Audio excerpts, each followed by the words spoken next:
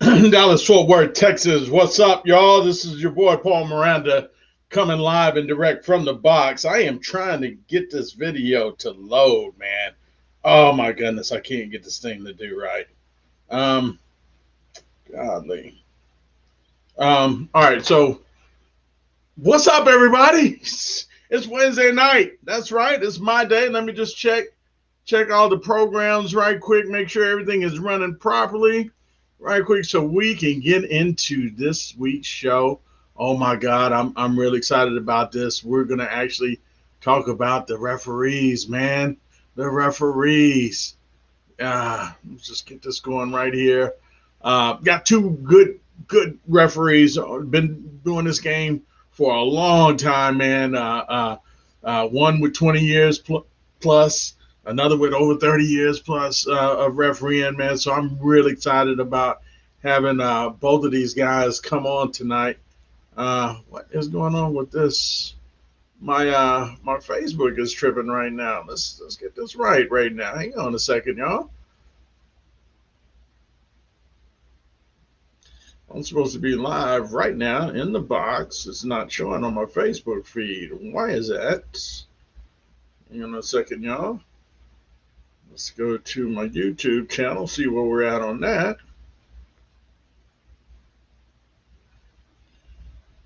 My YouTube channel. Your YouTube channel. Oh yeah, right there. Let's go check that out. Are we live? Everything's good there. Just make sure.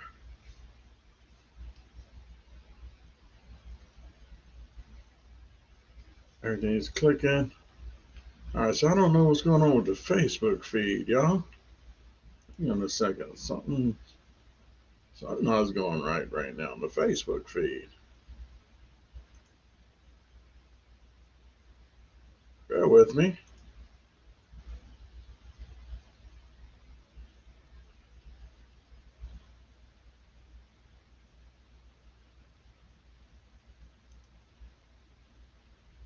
All my other stuff is coming up correct.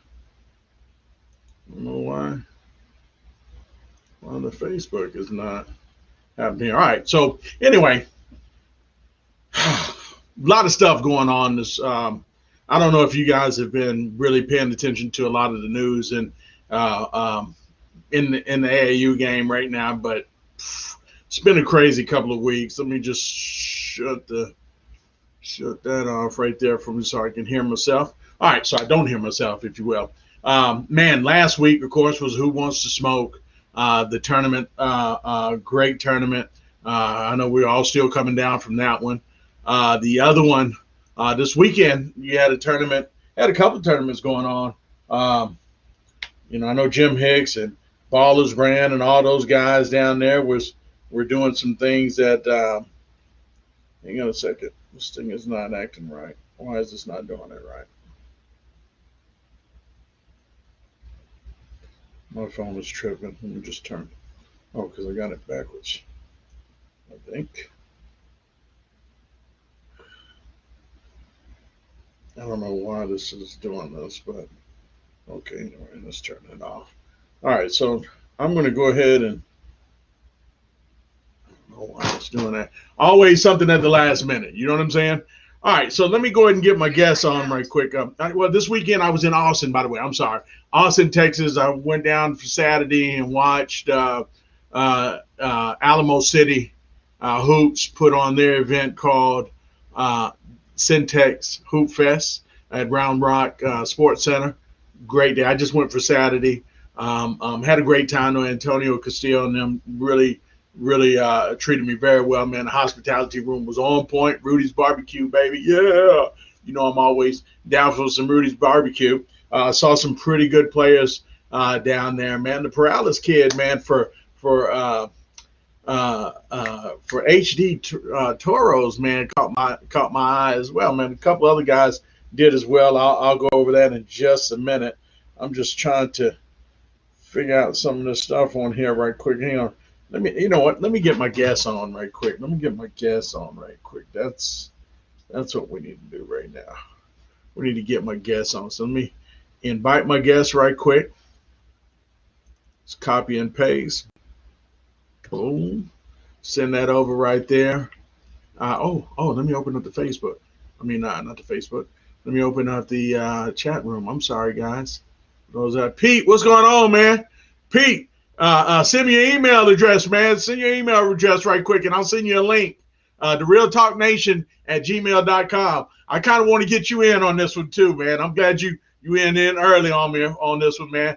Send me your email right quick, brother. If you got some light and you got a camera, whatever, man, I need for you to come on and join me with this one, man, because I really want us to be able to hit home on all sides. Pete's on the girl side a lot now, so I want to get their side of it as well. Let me just get the other guys in right quick. Hang on a second. But I'm excited about this, and why I did this starting with the referees. I told y'all last week and a couple of weeks before that we were getting ready to come to this point to where we're going to start having the referees on and talk about it, because, man, some of you parents, some of you coaches going crazy right now, man. I mean, like really, really, really going crazy right now.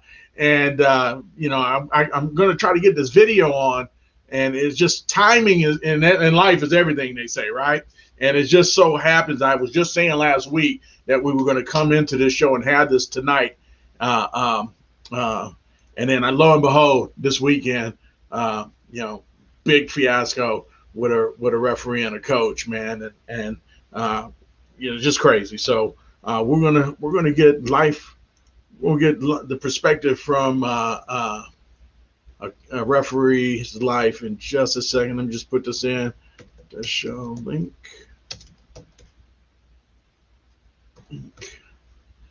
All right, we got that there. Boom. Send that to him. Now let me go send this to Mr. Anthony. Reply. Boom. There that is right there. Okay. Say that there. Let's go open that up. Right there. Boom. All right. So, okay, there it is. Pete Ely. Hang on, Pete. Pete Ely. I really want to get you in on this one too, man. Y'all get me excited about this, man. Woo! This is what I want to do, y'all. I want to bring conversations like this, man, that eventually ends up becoming a roundtable discussion where we could eventually have refs, a couple of parents, a couple of coaches on at the same time, and kind of, talk this out and how to make it better. I think you're gonna like some of the stuff that these referees have to say. There's gonna be on both sides of the fence on this. So y'all bear with me 1 second, man, while I get my dude on here right quick, Pete. I should have said that right there. And Gmail. Okay, we'll make sure. At gmail.com.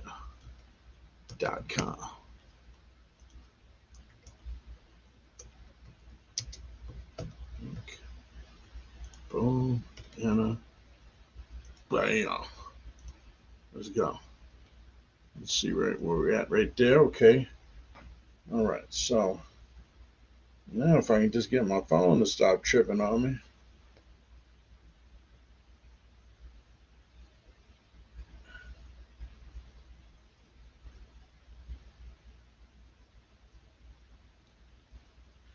Trying to make sure that I can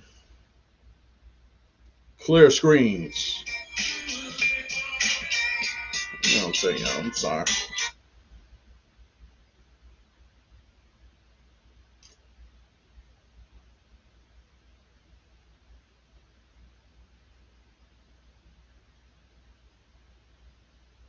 And I don't know what the hell was going on. Oh, because it's still recording. Stop recording. I was trying to. Did I do that right? Pete Ely. It's coming from my email, Pete. Let's see. They go through the send. Pete Ely. Yeah, I went through. Pete. I put 2 E's. Yeah. Okay. Right there. You should be getting that any second now, man. Let me know. Should be getting that.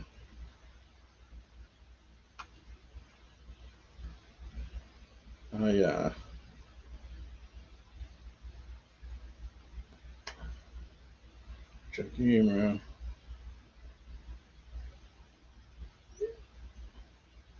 Where's Don?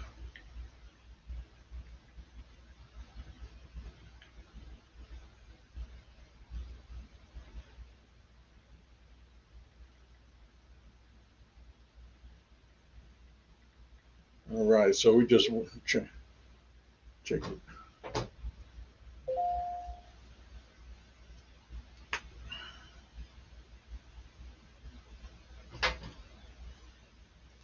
All right, so I don't know what's going on right quick. Hang on, y'all. Bear with me. We're trying to get these people on, a couple guys on right quick, man. We, like I said, I really want us to be able to really hit this thing, man. Let me go out of this, man. See, I don't know what's going on Facebook right now.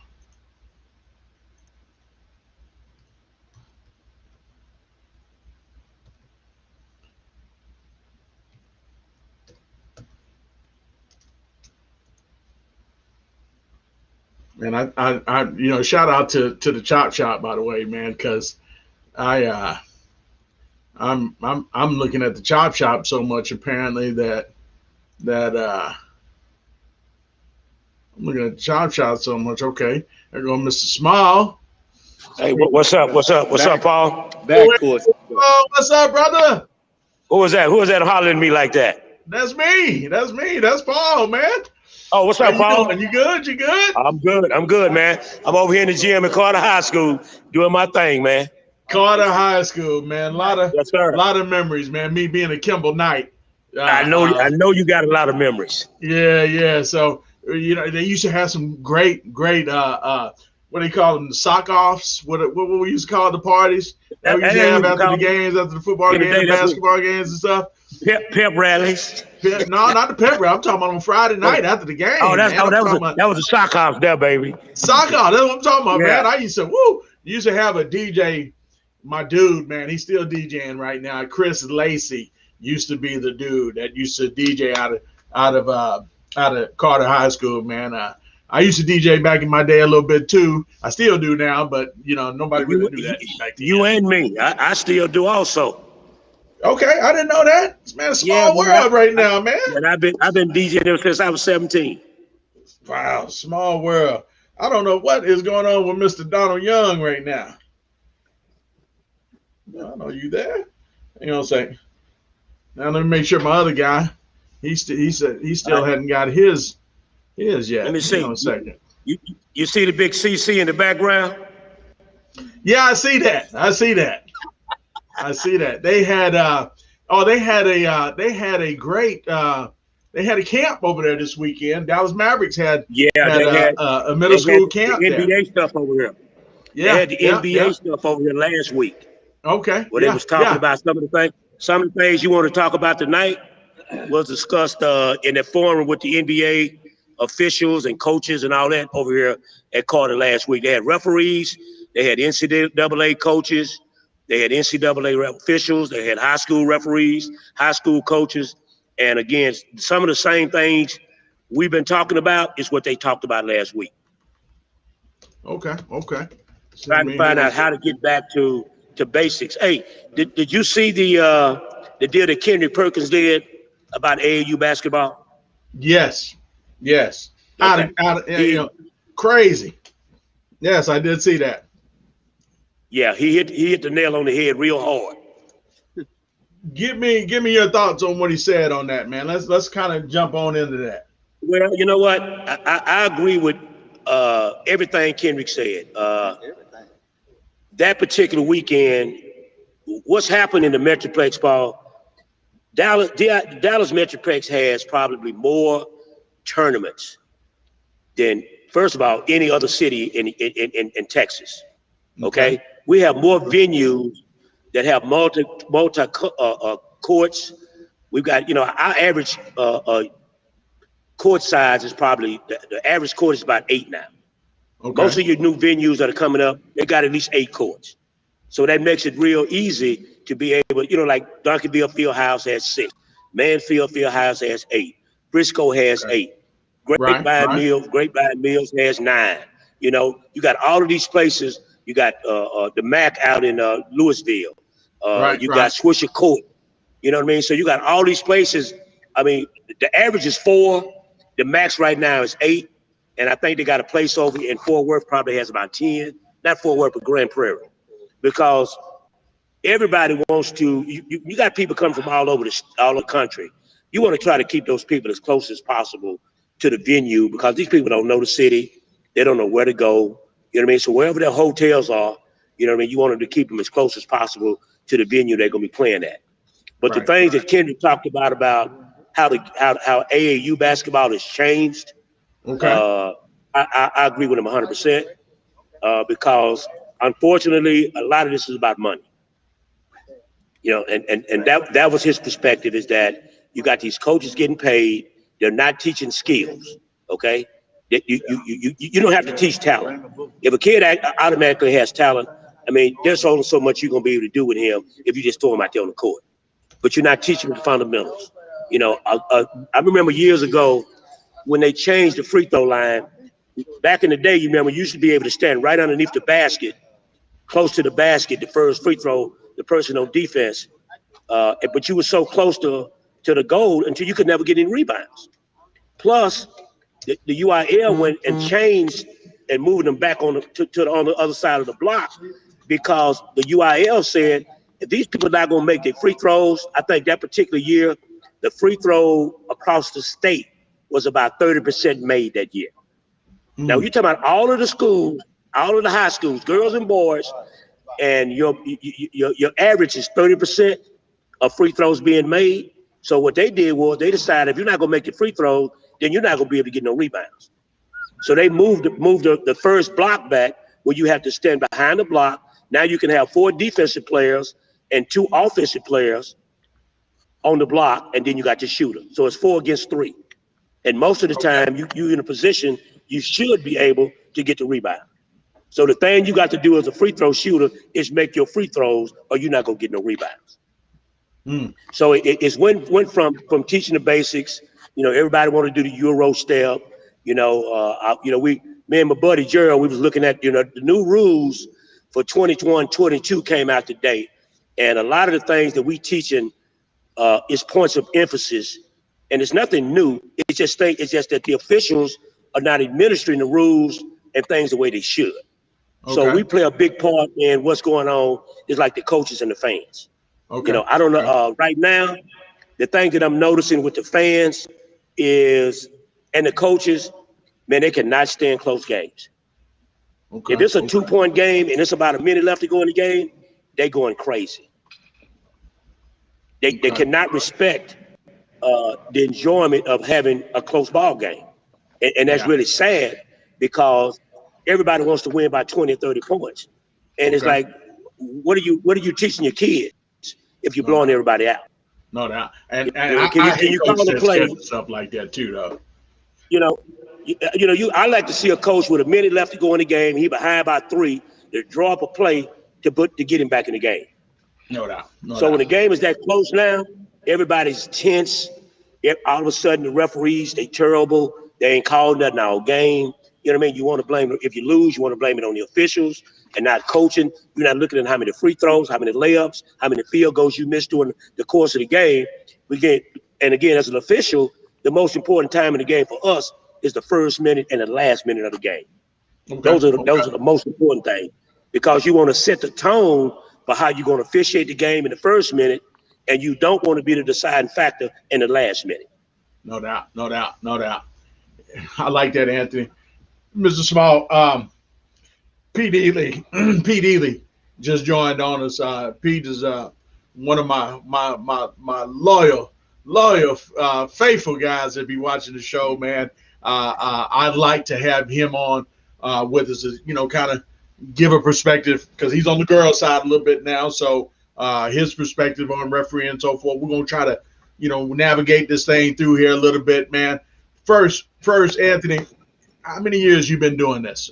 I'm waiting on your boy Don. I don't know what's going on with Don right now, by the way. So I'm going into my 35th year. what got you into wanting to become a referee? I mean, what was it that got you to be a referee, man? Well, I started out. I used to when I worked for Dallas County, and I Okay. was kind of thrown in position as being a coach. Okay. And we were getting referees from different places that were not in associations. And Uh-huh. my vision was, man, I'm a better referee than these guys are. You know, a lot of times people say I'm a better referee, but they never put a uniform on to show that. You No know, and doubt. based on playing basketball, coaching basketball, the next level, either you're gonna be a fan or you're gonna be a referee. Okay. Okay. And Okay. based on what I saw coming up at that particular time in the referee ranks, I felt like I was a better referee than some of the guys we were getting. So my thing was I started going to camps to learn how to become a better referee. And I call them rec referee. I was consider myself a rec referee at that particular time because I was not in an association. So I wanted to learn how to become a better referee. Okay. Okay. And I've been, you know, I have a passion for it. You know, I had a passion for playing. I love coaching, but I enjoy refereeing more than I do anything.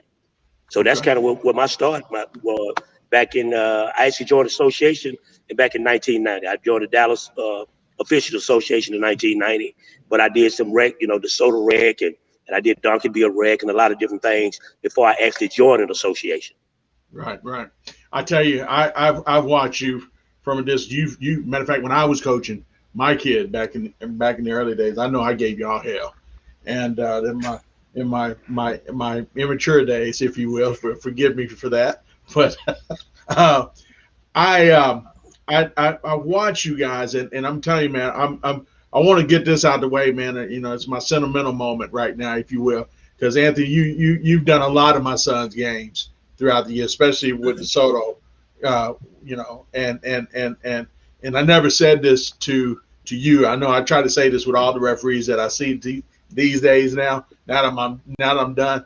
Oh, how much I thank you guys. You know what I'm saying, for just doing it the right way, teach it. You guys always had conversations with my boy just graduated last week with his master's, and I sat back just reflected, even all those times arguing with you, arguing with Don, arguing with Irwin. You know what I'm saying? And Irwin, one of my Kilmer Night dudes, and I just don't think you guys get enough praise for the actual contribution that you bring for a lot of these kids, man. I mean, from their very beginning, because like you said, you used to do the rec leagues, man.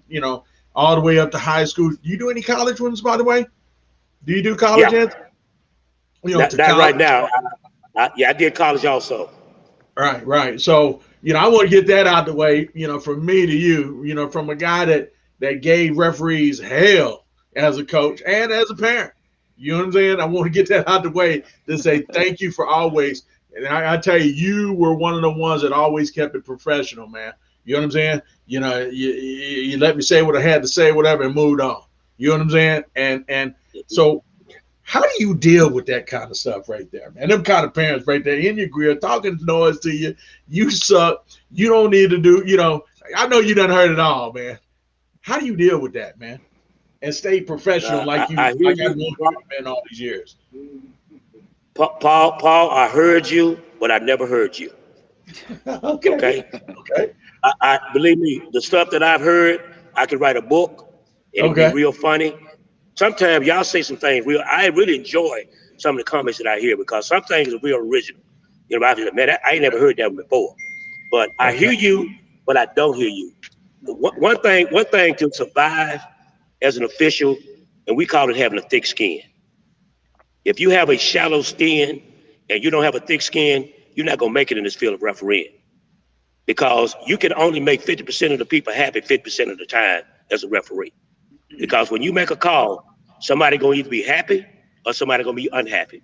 It depends on what team you make that call for or against. So you've got to have a thick skin, and you can't take it personal. Yeah. You cannot. You can never take it personal. Yeah. I just I just had to ask that, man. That's one of the biggest things that I wanted to know from your perspective, Coach Pete on the Real Talk Nation. And they go, Eric messing with you, Pete. I see that.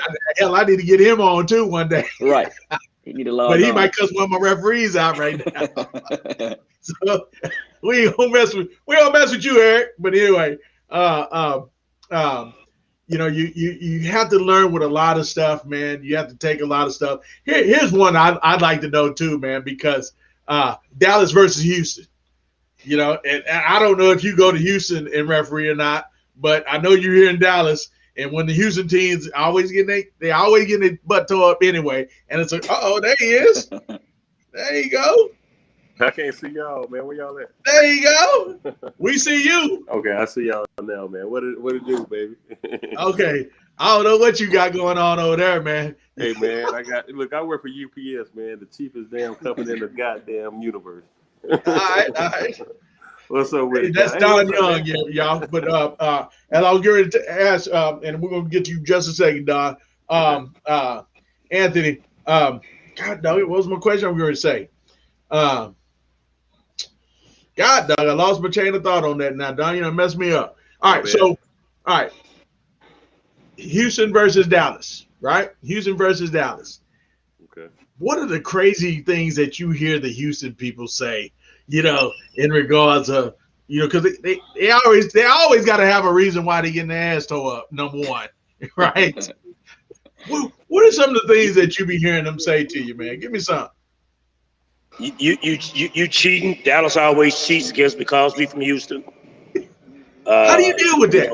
Do you say anything to them on that? You still let that go out one ear? You got to let it go. Yeah. As an official, until you make it personal, I don't hear you. Okay. When you make it personal, because see, I work this shirt I got on right here. I work for Prime Time Sports as well. Okay. Okay. I run tournaments as well as referee. Okay. I work for Premier Sports. I got a couple of organizations that I work for that I run tournaments for as well when I'm not refereeing.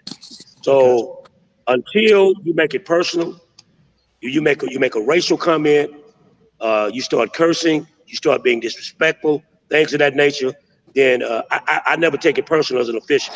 I don't have a problem as a site coordinator to go over and I see somebody that's kind of you're getting a little bit irate, to go over and address them and let them know that, hey, look, I need you to calm down, what have you. If not, then I'm gonna have to ask you to leave. Right. Right. And I tell them, hey, look, you ain't came way to Dallas to go to jail. I have to throw that out there sometime. Yeah. But as far as until it becomes personal, then it is what it is. Like you said, they already getting whooped. And my thing is, I'm gonna let you stay here and take this whooping as much as you can. And again, the biggest thing that you hear from them is that because they're from Houston, then the referees are cheating. All right. So Don, yo, you've been in the business how long? This is my 26th year, man. Introduce 26th year. Don Young, man, basketball official for 26 years now. I've been with the DBOA twice. I joined them back in 1995, and then I stopped working for them for about 10 years to start my own deal. And I went back to them about 4 years ago. And now I'm with the DBOA, but I'm also Dallas One officials. I have my own deal where I schedule referees to do tournaments as well. Okay. The referee, I do AAU tournaments. I do homeschool regular season, and some private school regular season games. Okay. Yeah. Okay. Don, so you're on the AAU circuit. I see you all the time. Give me the skinny, man. We just talking about Houston versus Dallas. I'm gonna let you answer the flip side of that. Pete said you cheating right now. By the way, Pete Ely is on here right now with us. He's my dude, handling one of the girls groups and so forth. So Pete saying you cheating my Dallas teams right now, man. When we're playing the Houston team, you need to referee like they referee us when we go to Houston. What do you say to something like that?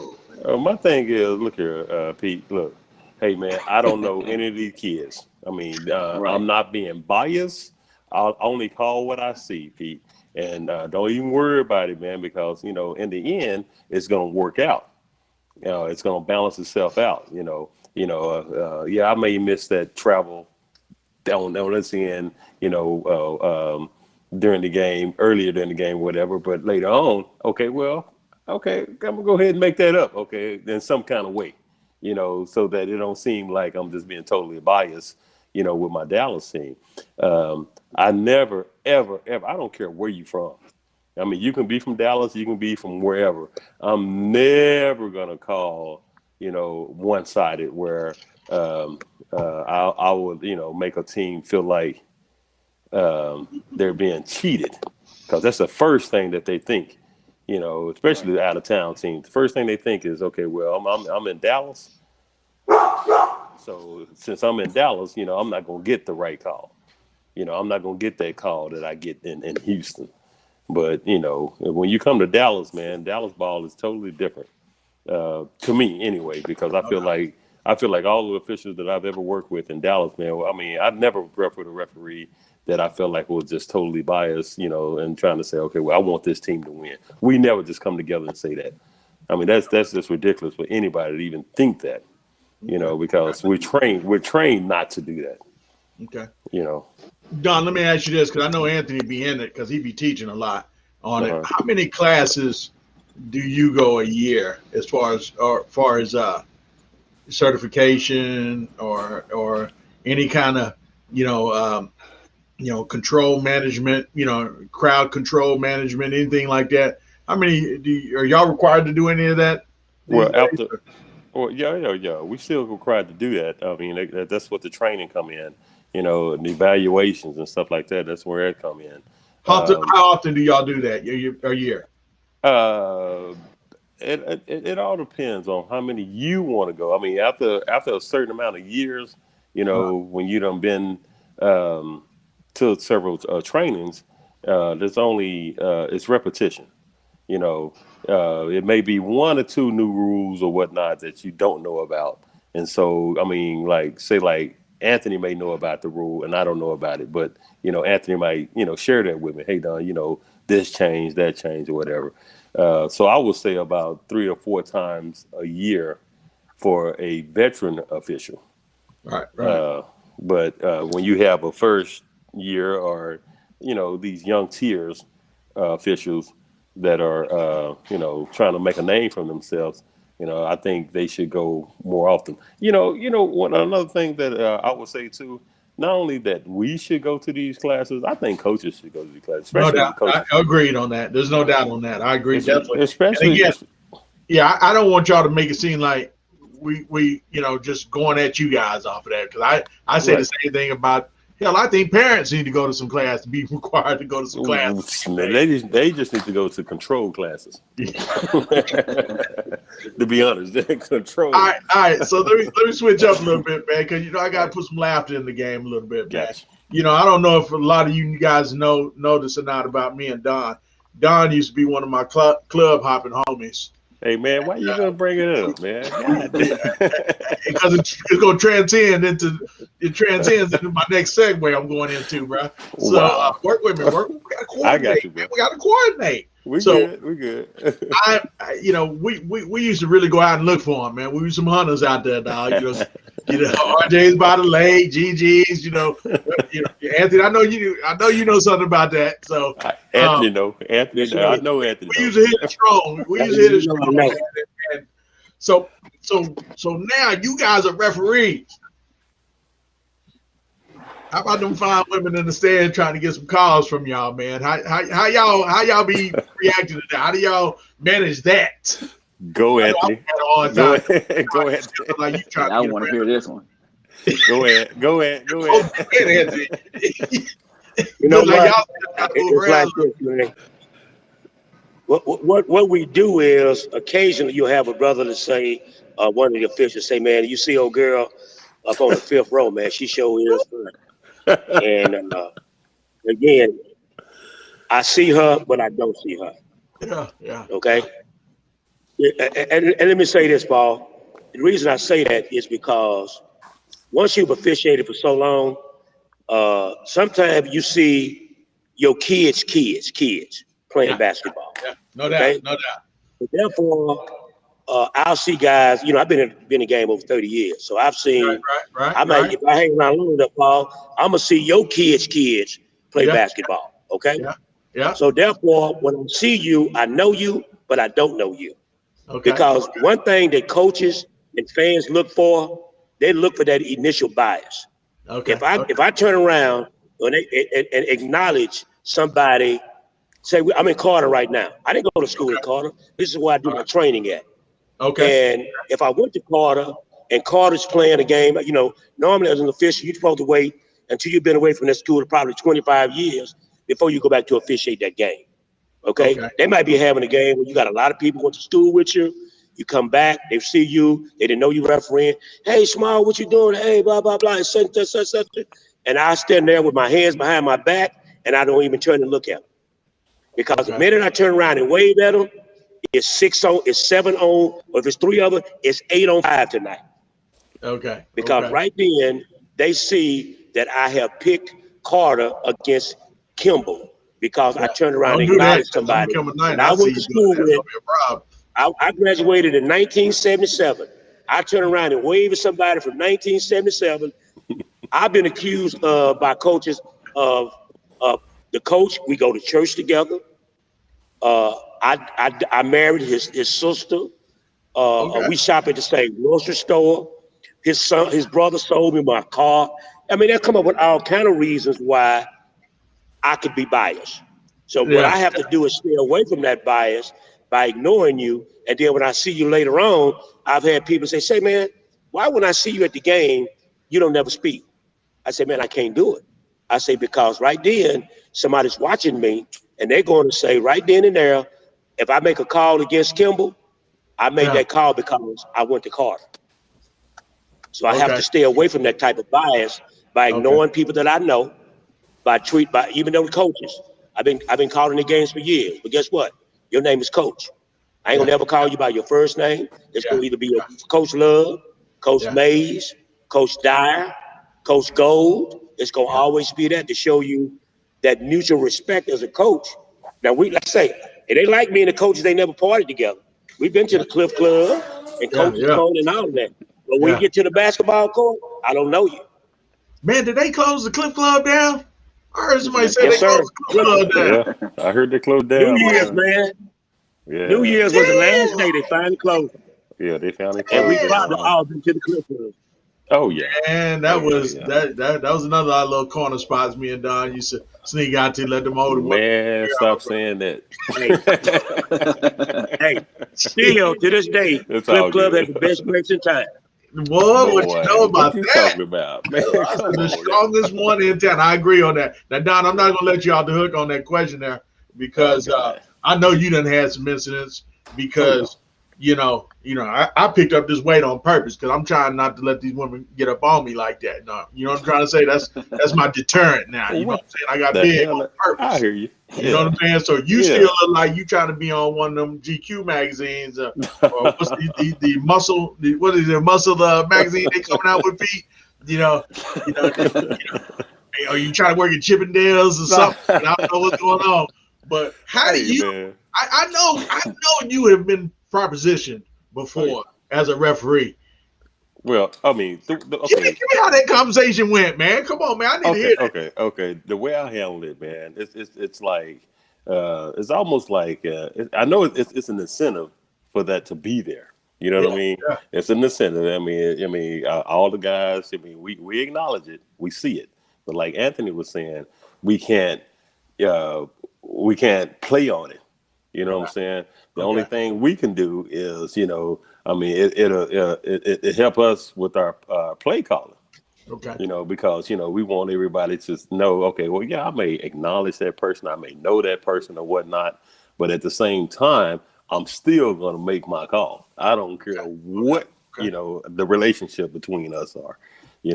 I'm still going to make that same call. It's going to be the same call regardless if I knew you when you first walk into the gym or I've been knowing you for 20 years. You're going to get that same call. Okay. And then that's the consistency, and that's what keep our business going because, a lot of coaches, they look at that. They want to know, okay, if this guy can be consistent about his play calling. Okay. So, so if you get proposition and then I'm like with Anthony, I don't know you when I'm at the game. I made, you're always going to glance in the crowd, especially when you're doing these AAU stuff, because the AAU crowd sits right on top of you, and so you're glancing, you're like, oh yeah, I know that person, whatever. But, it's not like, you're not going to make it a point to just go and just isolate yourself and say, okay, well, this is my home girl from, back in the day or whatever. So yeah, you might throw a little hand up, wave or whatever, and keep it moving. Because you want to stay consistent with your calling, because you never know who's watching you. Yeah, you know what I'm saying? You never know. So I get that. That's where I'm at with it. Yes, sir. Give me a scenario, man, that you didn't have to deal with on the girl side, man. Let's throw one at. Give me a scenario, man, that you have a hard time understanding with a referee, man. And come on, I know you got something. I think for me, I have a good relationship with a lot of the refs, man. I try not to show up a ref. I try to talk to them. The only thing that bugs me about some of the refs, the ones that you can't talk to. The ones that you can't go and talk to and ask them something is like, hey man, I'm just asking, what my girl did, what it's like get away. So that tells me a lot about that ref and how I need to coach going forward, and how my girls need to play going forward. So when I see that, I'm like, listen, they finna start calling everything. Move your feet, no hands, because the whistle gonna be going. Yeah, I don't know if they had a rough day. You just never know what the ref is going through. So you kind of gotta, weigh all that into the situation as well. But that's one of my biggest pet peeves is the refs that you can't talk to. From the referee, Right. with the coaches. Mr. Small, when you hear a coach say that, how do you handle that? So I know I hear that I hear that all the time. God damn, you Anthony's my guy. That sensitive where I can't talk to you?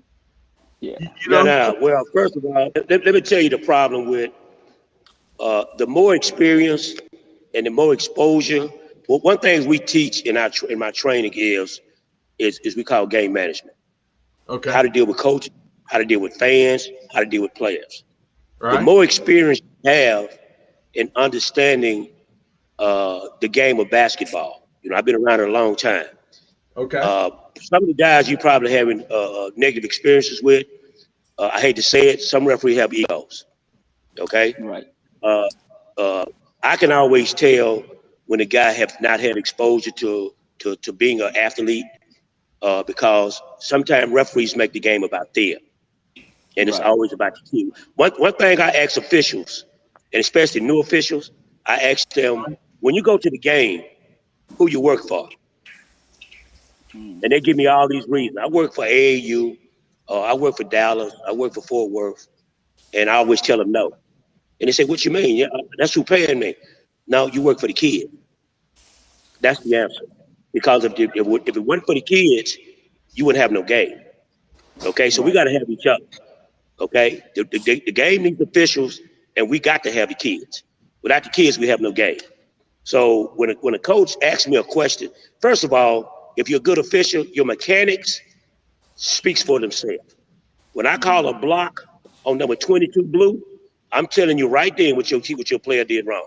Okay, I just told you. Okay, I got a player control file. What did my player do, coach?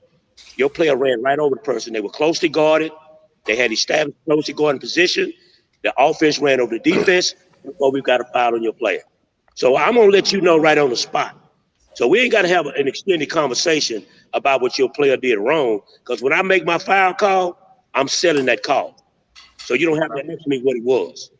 And if we need to talk, I don't have a problem with talking. I don't have a problem explaining to you, because my thing is, as an official, part of our game is we teach this as well. No doubt. Because no doubt. my main objective as a referee, and I got to say this, is to keep that clock running. Okay. And the way I keep that clock running is keep from blowing my whistle. So if I can talk the player out of the lane rather than call 3 seconds, if I can tell the player to move their feet, if I can tell them to jump straight up and they do what I tell them to do, that teaches me from not blowing my whistle. And guess what? That clock continues to roll, and we get the game over a lot faster. And it's a lot cleaner because I love a flow. As a referee, I love the flow. where we just going up and down the floor. They scoring basket, they hitting threes, they dunking, they shoot. Hey man, I'm loving this. I got the best seat in the house as a referee, and that's what I enjoy about it. Okay. So obviously, there's a difference in style of refereeing from AAU to high school ball, right? Because you don't really. Oh, it shouldn't be. Yeah, I asked that because when you said we got to keep the clock running. Are we concerned about the clock during high school, or are we? Well, I'm concerned about it all the time. AAU, we got to be on time, and I get that.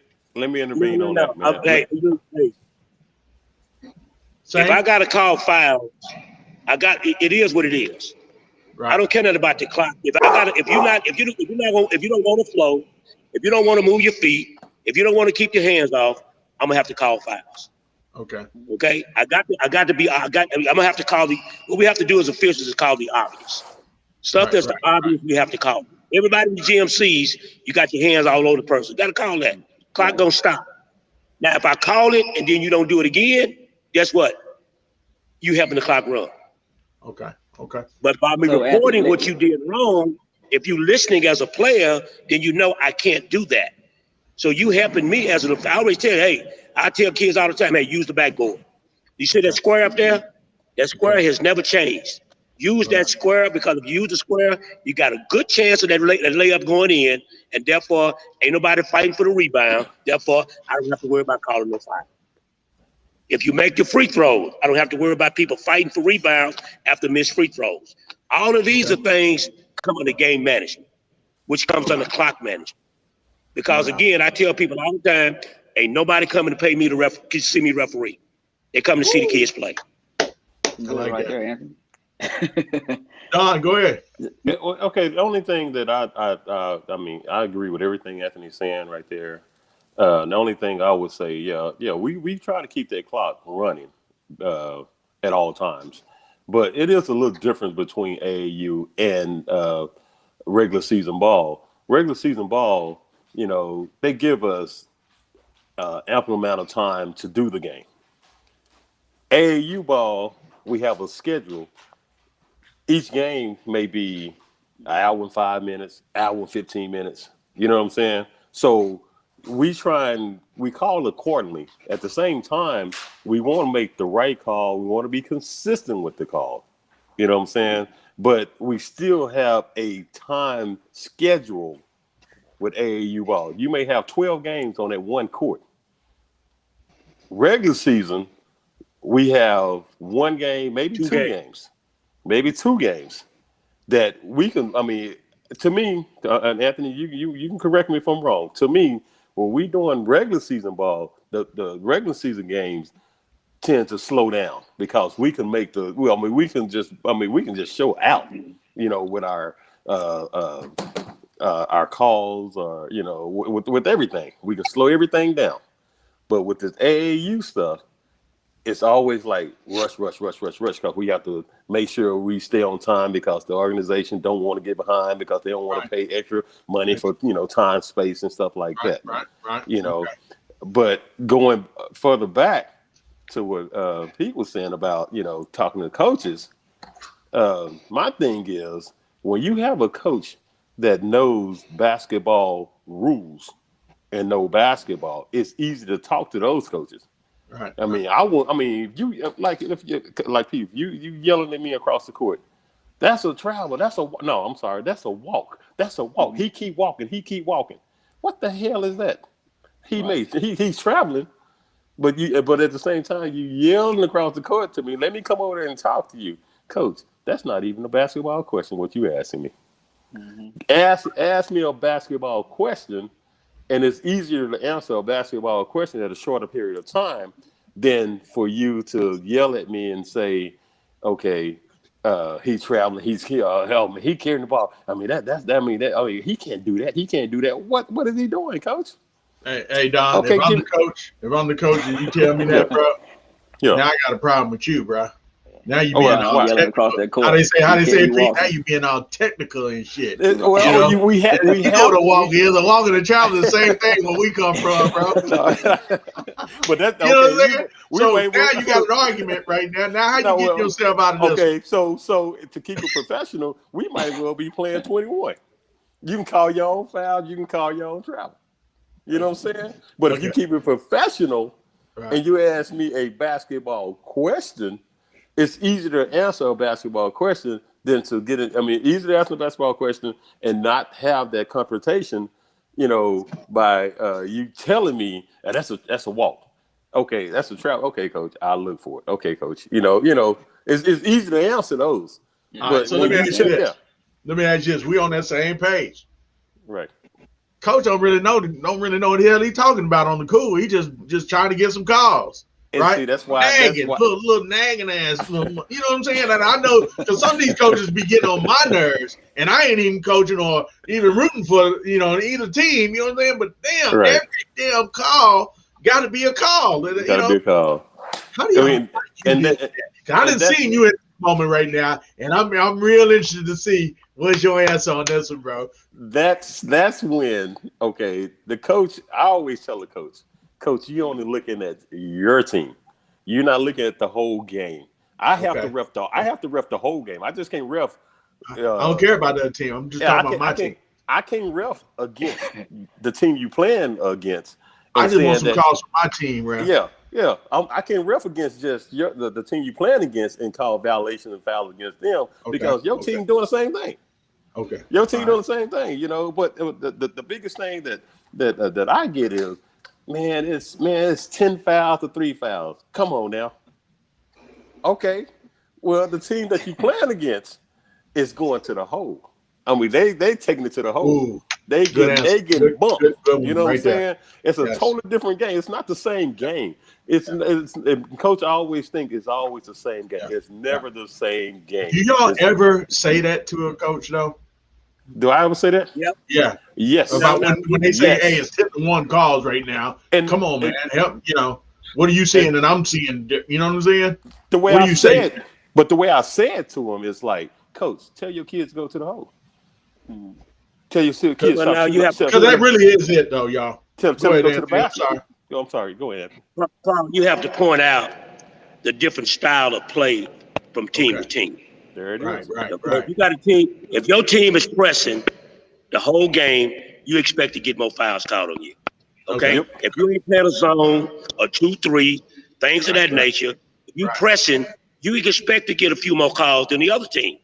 And I think one thing that Don said earlier, coach don't panic because normally the fouls end up balancing out from the first half to the second half.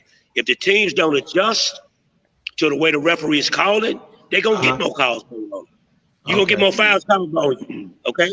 If I'm asking you to move your feet, and you hear me, move your feet, keep your hands off, okay? I don't have to call no hand checking, okay? I don't have to call that foul if you listen to me. And again, sometimes a coach say, don't say that to my kid. Okay, fine. So that means you want me to call fouls on your kid then. You don't want me helping your kid to stay out of foul trouble when you say, like I say, 3 seconds. Don't tell him to get out the lane. Call 3 seconds. Well, no, that's the last call I want to make in basketball. It's 3 seconds when all I got to do is say, hey, man, get out the lane. Right. Okay, get out the lane. See, the way I officiate is 3. I do jump ball first, violation second, and foul third. Okay. The jump ball is going to be the thing that's going to put the ball back and play the fastest. Okay. And plus, both teams have a 50-50 shot at getting the ball when you call a jump ball. Okay? That's an equal opportunity and control your call right there. Violation, travel, spot, let's go. But when you call a foul, you just slow the game down. Okay. And the more calls you make, more foul calls you make, the longer the game gonna take. Okay. And again, just because we're on a time schedule, if you foul it, you foul it. It is what it is. Okay. I had I got a guy here. I got Eric Chill says my thing is refs need to be more consistent and both need to call the game the same way. Can't have one calling baby fouls on one end and the other never blows whistles or whatever, right? I was just Hey, about to now speak we on all that. know this happens a lot. Oh, can I get We this? all know this happens a lot. Can I You know, get this? and I've seen both of you guys have to deal with some dudes that didn't know, really out there, as we say, paycheck refs. You know what I'm saying? Yeah. And how do y'all deal with that, man? Because again, Ooh. that could create a hostile environment. You know, I'm trying to bring this video clip up in just a minute. You know, of the referee that got body slammed this weekend. You know, I don't know if you guys saw that or not. Yeah, I saw it. That shit was crazy, man. And I wanna know how you guys handle that right now. Go ahead, Don. Okay. First of all, each call, a foul call or a violation call, is a referee judgment. Okay, Paul, if we driving down the street, and I mean you in the passenger seat, I'm driving, and you think that the car is too close to me or whatever, and I'm thinking, well, I can get by it. Okay, that's my judgment, right? I'm in the passenger seat. Yeah, you in the passenger seat. But you telling me, I mean, you're a passenger driver. Okay, you telling me, okay, well, too close. He's too close, and I'm thinking, well, he's not close enough. You know what I mean? Okay. It's a judgment call. With my life, that's how referees I don't like see that scenario right there. But go ahead. I'll take care of you though, bro. But the way, that's how it is in basketball. Everything is a judgment call. Okay. You know what I'm saying? Okay. I can't tell you what Anthony's gonna call. Anthony can't tell you what I'm gonna call. I'll make a call. We may see it. It'll be a lot of calls that you be like, okay, I agree with. You give me the politically correct answer right now. I'm looking for a little bit more than that. Anthony. All right, I'm gonna give you the scenario. I used to work in I don't know if y'all bring know it this home. about. I'm gonna bring it home when he gets through. I'll let you bring it home. I'll let you bring it home. But I'm just telling you. I don't. Hey, Don, I don't know if you remember this or not, but I used to work in the jails at Lucerne and so forth, right? And one of the reasons that got me to stop that mess, man, other than we can't never get promoted back in them days, right? I had the other reason why I left was because I got tired of guys that wasn't doing their job correctly. You know what I'm saying? I always had to cover up for some dude that had this badge. You know what I'm saying? And was trying to buck up. Guys with power. Some people can't handle power. You know what I'm trying to say? True. No, that's true. That's true. And a lot of these, some of these referees, and I've seen them. You've seen them too. Oh, did we lose Anthony? I think we lost Anthony. You had to deal with that kind of stuff, and I don't know how y'all dealt with that kind of stuff. Well, but you put my life on the line, with these guys, these inmates. Yeah, we're gonna have a conversation when we get away from these inmates. Right. I mean, we do after the same game, thing. Away from everybody. Do y'all have them kind of conversations with some? Yeah, we do the same thing. Okay, man, what did you see? But the deal is with us. I mean, I know you worked in the jail, whatever. Jail system, I know it's a little bit harsher. Don't get me wrong. But the deal a little bit more violent. But this shit is becoming violent now, dude. I know it is, but hold on. But the deal with us, and people don't understand. That's why I keep trying to tell. The coaches may need to go to these trainings because we have primary areas that we're responsible for. Right. You know what I'm saying? And so we have to take care of our primary area. And if something happened in that person's primary area, we let him live and die with it, unless it's something like a flagrant something going on that's flagrant. Right.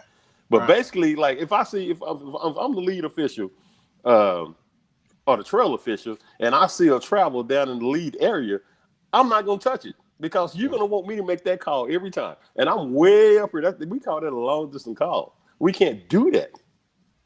You know what I'm saying? We can't. The only time that I think is sufficient for anybody to make those kind of calls is when it's like a flagrant call. Or like even with a 3-person, you have 2 whistles maybe on those calls where two people saw it, but how many times you having 3-person on your court? Right. Varsity games, you know what I mean? Basically varsity games. Right. You know what I'm saying? But normally we let that person live with what he didn't call, and then explain to the coach why you didn't call it. You explain to the coach what to call. Because if I keep calling it, the coach is gonna want me to call it every time, and I'm way out. I'm like, man, I'm dialing up this long distance call every time. You still ain't got to what I asked you though. Right. What was the question? Well, no, what's the question? You're being politically correct now. Okay, I need to know if Paul, you guys had them kind of conversations away from the game. Oh yeah. Look, bro. Yeah. No. You ain't finna get my ass whooped out here. No, my bad. Cause no, we have I done had that conversation. I'm like, let me bring it home. Oh, you bring it on, Ed. Hold on. Oh, okay, go ahead. Because I have had that conversation. I'm like, man, I saw what happened down there. What the hell were you looking at? Yeah. You know why? I mean, if I have to start calling that, you know, people gonna depend on me, whatever. You know, I don't want to, because it's basically throwing my coefficient under the bus if I have to make that call, and I don't want to do that. You know, because he have his primary, I have my primary.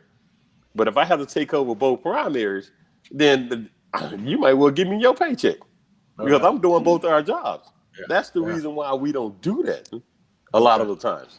Go ahead, Ed.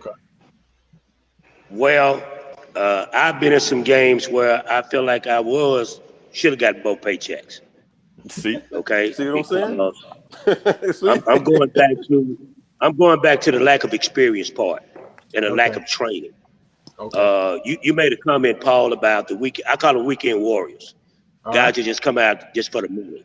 Okay, we got a lot of them out here right now. All right, all they want to do is get paid. They don't know the rules. They don't have good mechanics. You know what I mean? The look. See, I break down officiating in 4 categories. One, the first thing you do when you walk in the gym, what do you look like? Do you even look like an official?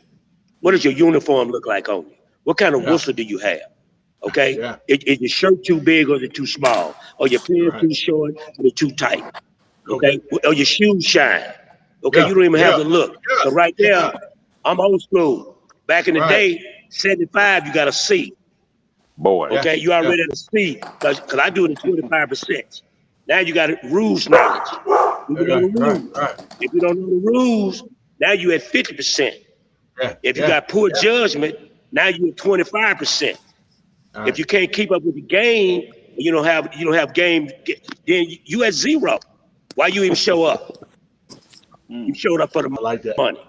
Okay, those kind of officials I don't want to work with. So what I'm gonna do, I'm gonna get through it. But guess what? I'm gonna extend my primary somewhat. Okay, just to keep the game consistent. I'm gonna extend. But again, if something doesn't get called, if it's in your primary, and the coach asks me about it, I'm gonna tell coach, you need to ask him why he didn't make that call. Because if I make the call, I'm really like Don said, I'm making you look bad. I'm way out on the island somewhere, making calls from AT&T when it's right in front of you. That doesn't look good.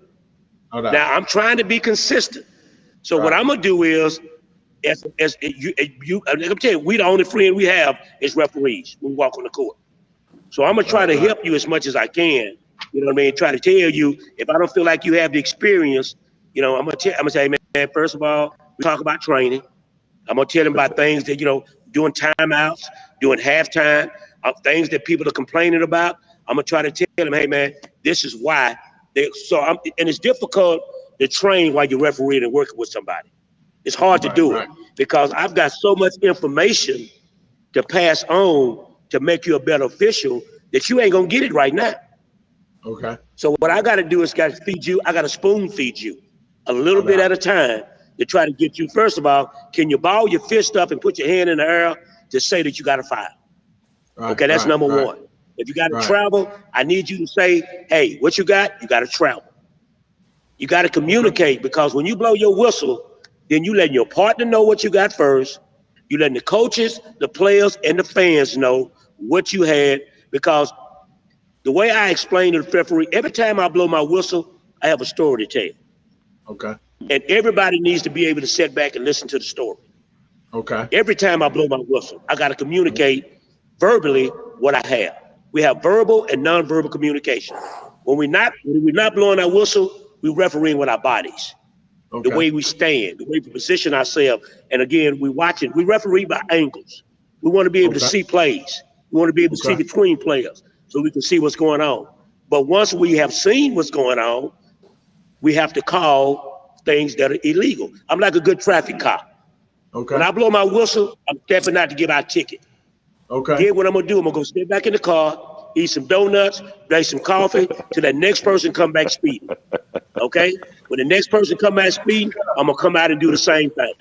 So that's when I blow my whistle. I like okay? that. Until then, I'm chilling until I see something illegal. We referee plays, start, development, finished, and we referee. These are the 4 reasons why we blow our whistle. And coach need to hear this. So whenever he approach a referee, this is the thing you look for. You're looking for if what happened offensively and defensively, if it affected one's speed, quickness, and balance. Okay? Rhythm, speed, quickness, and balance. If one of those 4 things is affected, it's a foul. Ain't no gray area. Like that. Rhythm, like that. speed, quickness, and balance. Rhythm. If the contact affects one of those 4 things, it is a foul without a doubt. All right. I like that. Pete, what do you think about that, man? That breakdown, man. That's some great info, you know. But still, I agree with both of you guys. But what about the ones that I always have a problem with? That I can't even get them to cross half court. You make the calls. Pete, coach. Man, Don, listen. You got to keep up. You got to keep up with the flow of the game. Coach, we already on one side of the game, and you're not even crossing half court, not just one time, several times. Okay. No, he's not saying you call per se, Don. He just overall. No. I'm gonna let Coach know what's up with that. I'm not. Let me know because I got an issue. I don't know if it's. I'm going to tell you what's up with that. Okay. Go ahead. That's not our problem. That's just they fat ass is not in shape. Their ass is not. I mean, we have nothing to do with that. Okay. I mean, and we have a lot of times, you know, whoever schedules that game for you and schedule someone that's out of shape, that's not our problem. You know what I'm saying? But that's not fair to the. It's not fair to either. That's not fair to either side and of both teams because I got an issue with that. I'm gonna let you know about it. And that goes back to I need you to cross half court. And what you need to do, you need to go to the whoever the head scheduler is and tell him, hey, look, I'm gonna scratch this guy. I don't want this guy doing he can't get across half court. That's what you do. You do not have to put up with that. Okay. And I don't like me personally. I don't like to have referees that are out of shape and don't get across half court because John, you're being too nice. Ain't just out of shape. Some of them not even out of shape. We talking about people just lazy. They're lazy. They get out of money. They ain't gonna hustle. They're just lazy, man. Now, let me say this right here. Let me throw something out there. Right now, because of the pandemic, you got a lot of officials that are not working. Okay? You got a lot of guys that are not refereeing because of the fear that they might catch this damn disease. Okay? That would believe every organization in every city across the country is short of referees. Yep. I'm talking about every sport. Volleyball, basketball, soccer, football, every sport is short of referees because of the pandemic. That's what really hurt us. I'm not making any excuses for motherfuckers that's lazy, excuse my French, or that's out of shape. I ain't making no excuses for them. But some of your better officials are not working right now. So that's why you end up with these damn weekend warriors that don't know what they're doing. They're out of shape. They're lazy. They're out there for the money because what that assignment is trying to do is fill that spot. I mean, because you don't want to have one referee in the damn game. And the guy my partner, I might be working with a guy I ain't never seen before. Like, who is this guy? He don't know what he's doing. You know what I mean? I mean, like I say, I run tournaments, and it's like one thing I do every weekend is I give feedback because it's like this past weekend I ran a tournament down in Mansfield. I felt like it was damn tryouts for the damn referees. Oh, wow. And believe me, I probably saw 15 or 20 of them that I would never use or never work with because they didn't know what the hell they was doing. And I did the same thing. Like I was telling Paul earlier, we in the Metroplex, we have more tournaments on the weekend than any damn city in the state of Texas. Right. Dallas had, because we have so many venues. Not even state of Texas, man, in the country right now, because a lot of states, man, to come to a lot of states are not even open to do tournaments right now. That's why everybody. A lot of states. Look here, a lot of them. They just some of them just not start playing high school basketball right now. Right. And and they supposed to be getting out of school. Yep. Because we have an advantage. At least we're able to have tournaments. You know what I mean? That's one of the advantages we have, that we've been doing tournaments pretty much ever since back before Christmas. You know, the last 4 or 5 months, the things have really picked up. Since they said you can take the mask out, it is like, man, they're coming out of woodworks.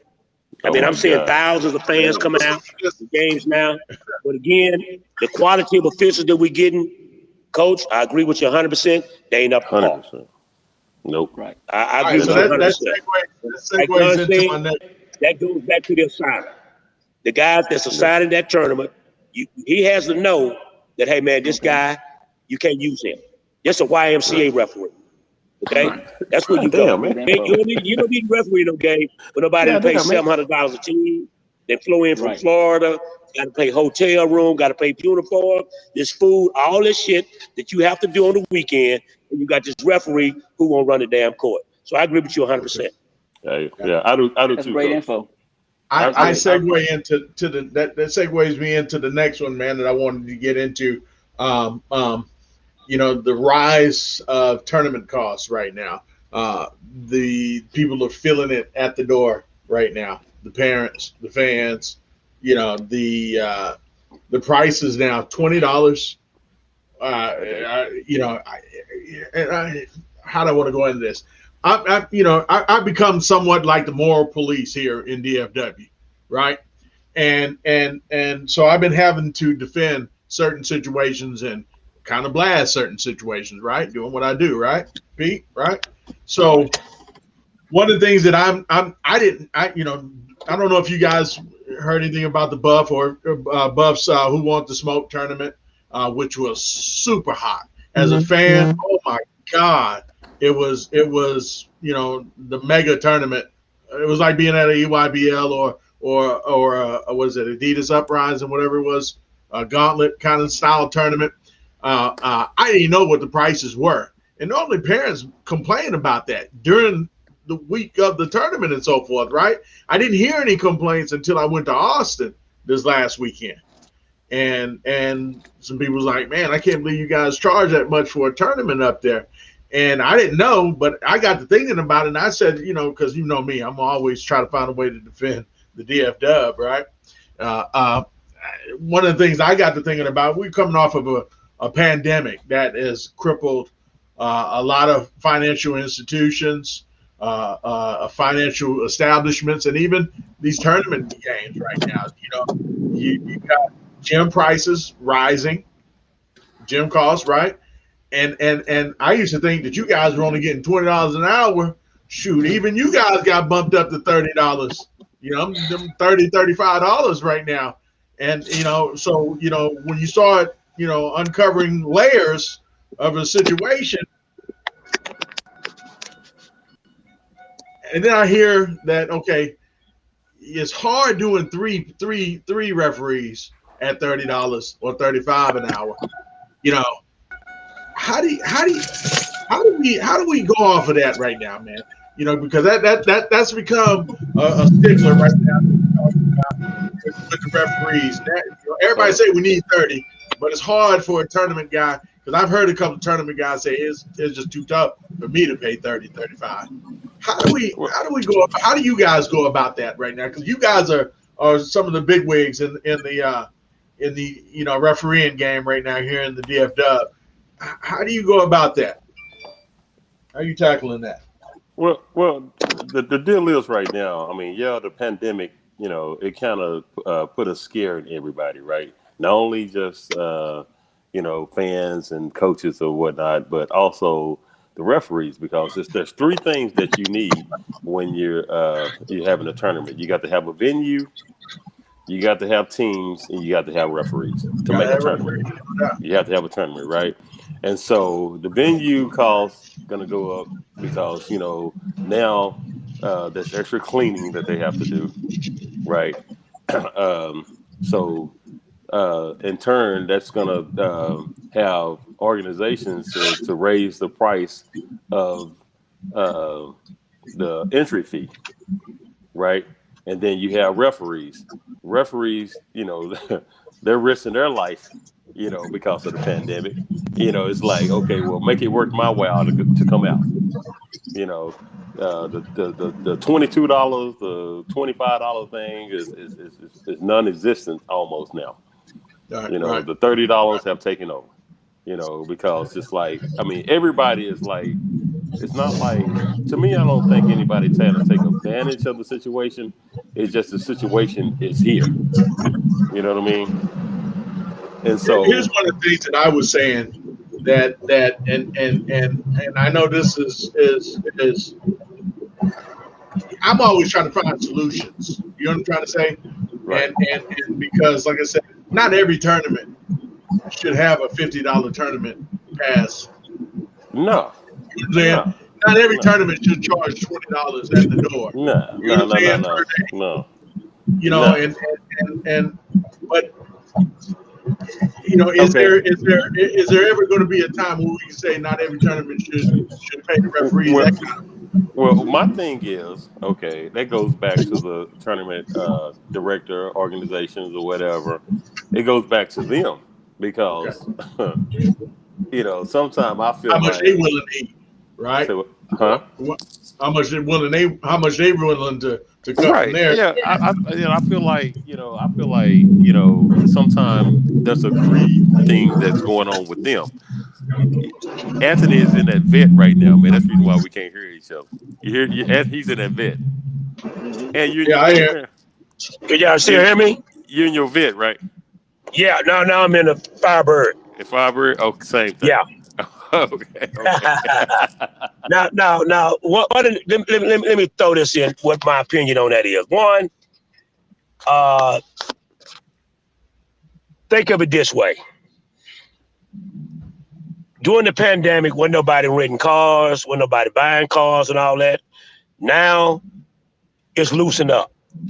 Anytime somebody bought a car during the pandemic, then when you went to buy that car, you didn't get the same discount you was getting when they had plenty of cars that was selling. No doubt. Okay? No doubt. Ain't nobody selling no cars right now. So whenever you get somebody that need a car, you're going to try to make up for the cars you didn't sell this week No doubt. with that one person. Okay? Okay. Same Back thing with the that tournament. phone up away from you, man. Oh. Okay. I want to see what's up in your nose. Go Shit, ahead. you looking scary in the mouth. You looking scary in the motherfucker, dog. I didn't know if y'all could see me or not. Yeah, no, I can't see you, but that's fine. As long as I can hear you right now, you good. Okay. I'm going to be out of this car pretty soon. I had to leave out of the school. They was locking up. I know, you good. And the thing with the venues, it's the same thing. These gyms were not being used. These facilities weren't being used, weren't being rented. Like PSA out of out of Plano. None of the PSAs were able to rent out for any. And a lot of times, people that run tournaments, they use them on the weekend. So they wasn't making no money. Right. Okay? You got all these multi-facilities, and they ain't making no money. So when things start to loosen up, then now we coming back. They want to catch up. Yeah. Now they want to catch up. Can't hear you, Anthony. Than it normally would be. So if the price for the venue is going up, the person that's running the tournament, they're going to raise the prices up for their teams to join or for people to come in to the tournament. Now you've got that been raised up to, this weekend, the tournament that I did, they made the teams pay $700 a team. And they had like 100 teams. Oh, come on now. 100 times 70, 700. That's pretty good. That's a pretty good weekend. No, I'm just upset because the price they charge the parents look. So Paul, I'm upset because I wasn't invited. So I'm kind of upset. For the venue. He's talking over. Look, you hear him talking over? Anthony. Everybody wasn't getting paid $25. In order to get the better referees, the tournaments that I work, they were paying the referees $30 because they want the guy that's not out of shape, that's not going to work the court, that know the rules, that know how to handle the game. We're going to pay $30 for those guys. So so many tournaments going on. Now the different assigners are fighting to get the better referees. So now everybody paid went up to $30. Everybody, yeah. So Everybody you back paying. to that guy who's out of shape, who's a Yep. weekend warrior, getting You hear paid that, the Pete? same thing that a guy that's gonna hustle the court, Yep. go answer your questions, go Yep. be a good official. And it's like, and my thing is, if we're getting paid the same thing, so why didn't we not doing the same job? Okay. And that's why I have a problem with officials that are not trained properly and that are not going to work the game. Like, my thing is, to me, all games are the same. I don't care if it's YMCA. I don't care if it's high school, college. It don't make no difference to me. I'm going to work all my games the same because I don't want the coaches and the fans on my ass because I'm not doing my job. I like that. That's I a like pet that. peeve of mine. That's I don't good. like people hollering at me. That's So I good. know if I'm doing the best I can, That's good. the few times it's going to be a whole lot less complaining because I'm getting 110% versus somebody doing 50. I like that. And that's what Coach talking about. Yeah, Hey, you ain't even doing 50% if you ain't getting across half court. Yeah. Anthony, So I are think you that's and where the Don problem in the moves same? right now. It starts with the venues, it goes to the teams that throw in the tournaments that are charging the entry fees, and then it trickles down to the referees. Hey, Anthony, are you and Don in the same chapter? Yep. Yes, we are. Who was doing that tournament this weekend? Which That one? Good call. $700 fee. What tournament were you at that had a $700 fee for Yeah. the? And the one I wasn't invited to. He still don't want to answer that. He's Anthony. Anthony. And said something wrong with my phone right Anthony. now. Ant, are you there? Yeah, I'm here. You hear the question? Did you hear the question? Did you hear the question, Ant? What's that? Answer again, Paul. I said, all right, so are y'all in the same chapter? So what was that tournament that you was at this weekend that was charging $700 for each team, and why wasn't Don invited? Right? Hey. Don probably out there doing some. Hey, he got to ask the other Don that. He wasn't answering the phone. I had to ask the other Don. Yeah, you got to ask the other Don that. No, man, I had my own tournament. Look, Paul, I had my own tournament. I had the Dallas Mustang going on last weekend. Okay, see, he already had something going on. Yeah, I was there. That's why he wasn't there. That's one of the tournaments that I'm on the fence about right now. $20 a head. Yeah, yeah. How much did y'all get paid? $25. They was paying the referee $30. No, they wasn't. No, it was 25. Was it two per quarter? Everybody ain't getting paid 30. No, everybody didn't get paid 30. It was 25. Yeah, 25 because 25, man. So I mean, they came up, but it was a lot of issues and all kind of crap going on. But I mean, I heard it was a whole bunch of issues and so forth. Yeah. All right, so I don't want to act like I'm doing any shade on the Mustangs because I love Tony. I love Tony, man. That's my dude. That's why one of the things that we talked about on here, my guy says on here, sometimes the weight room affects all those prices. God dang right, man, because we gotta have that. We gotta have the hospitality room working, baby. That's what the hospitality room is, right? Yeah. The weight rooms. Yeah. Shit, I'm for the weight rooms getting, making sure they get theirs, man. I got to eat. All right, so hold on, Anthony. Go Anthony again. Hang on, there he is. Boom. All right, Anthony, we had lost you, but you're good. Lost me. Got right back on. All right. So, all right, so man, I like this conversation so far. What you got, Pete? You got anything on your mind you want to ask? Come on, Pete. You look like you do, man. I can see it. Come on, dog. Come on, man. Come on with it. Something going on with your sound. Pete. Repeat. Can you hear him? I can hear him. I can't hear him either. Oh, hey, can you hear me? Yeah, I can hear you now. Can you hear No, me? that ain't him. That was Anthony. That wasn't him. That was Anthony. Oh, hold on, man. That was Anthony. Pete, something going on with your sound, bro.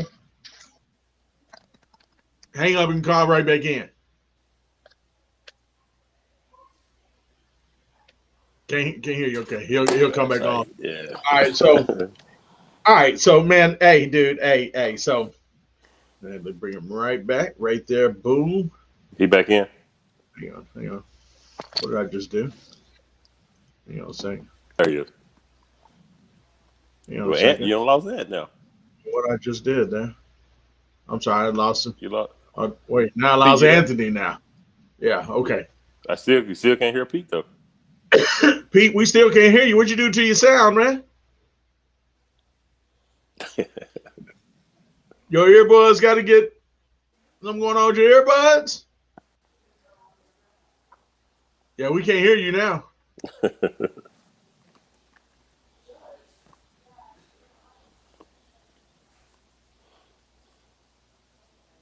I know he got something juicy to say too, dog. Yeah, I know, man. That's why I have my dude on, because we can't hear you still, Pete. At all. I guess type it in the chat room. Type it. I can't hear you. Can you hear me?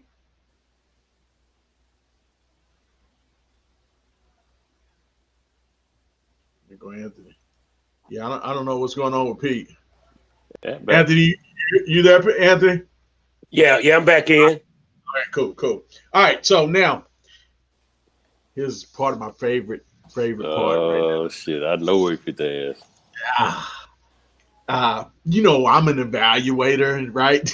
Of talent and so forth, right? You know, I want to go through some stuff. Pete, we still can't hear you, man. So I know you're trying to say something. I can't hear you at all. Neither can them. So something's going on with your sound over there. But getting back to evaluations, man. Right now, the hottest player that you've seen right now from a referee's perspective, dude, you can't hear anyone. Oh, Lord. He said he can't hear anyone. Yeah, nobody. Okay. Oh, dang. Oh.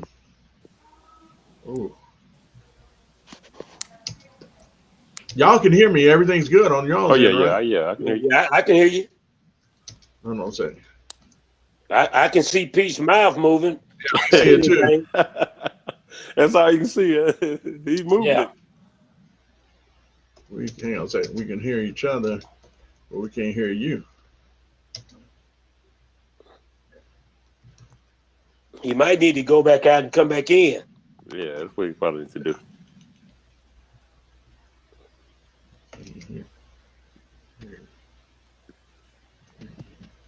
Yeah, I think he just logged out, so he can log back in.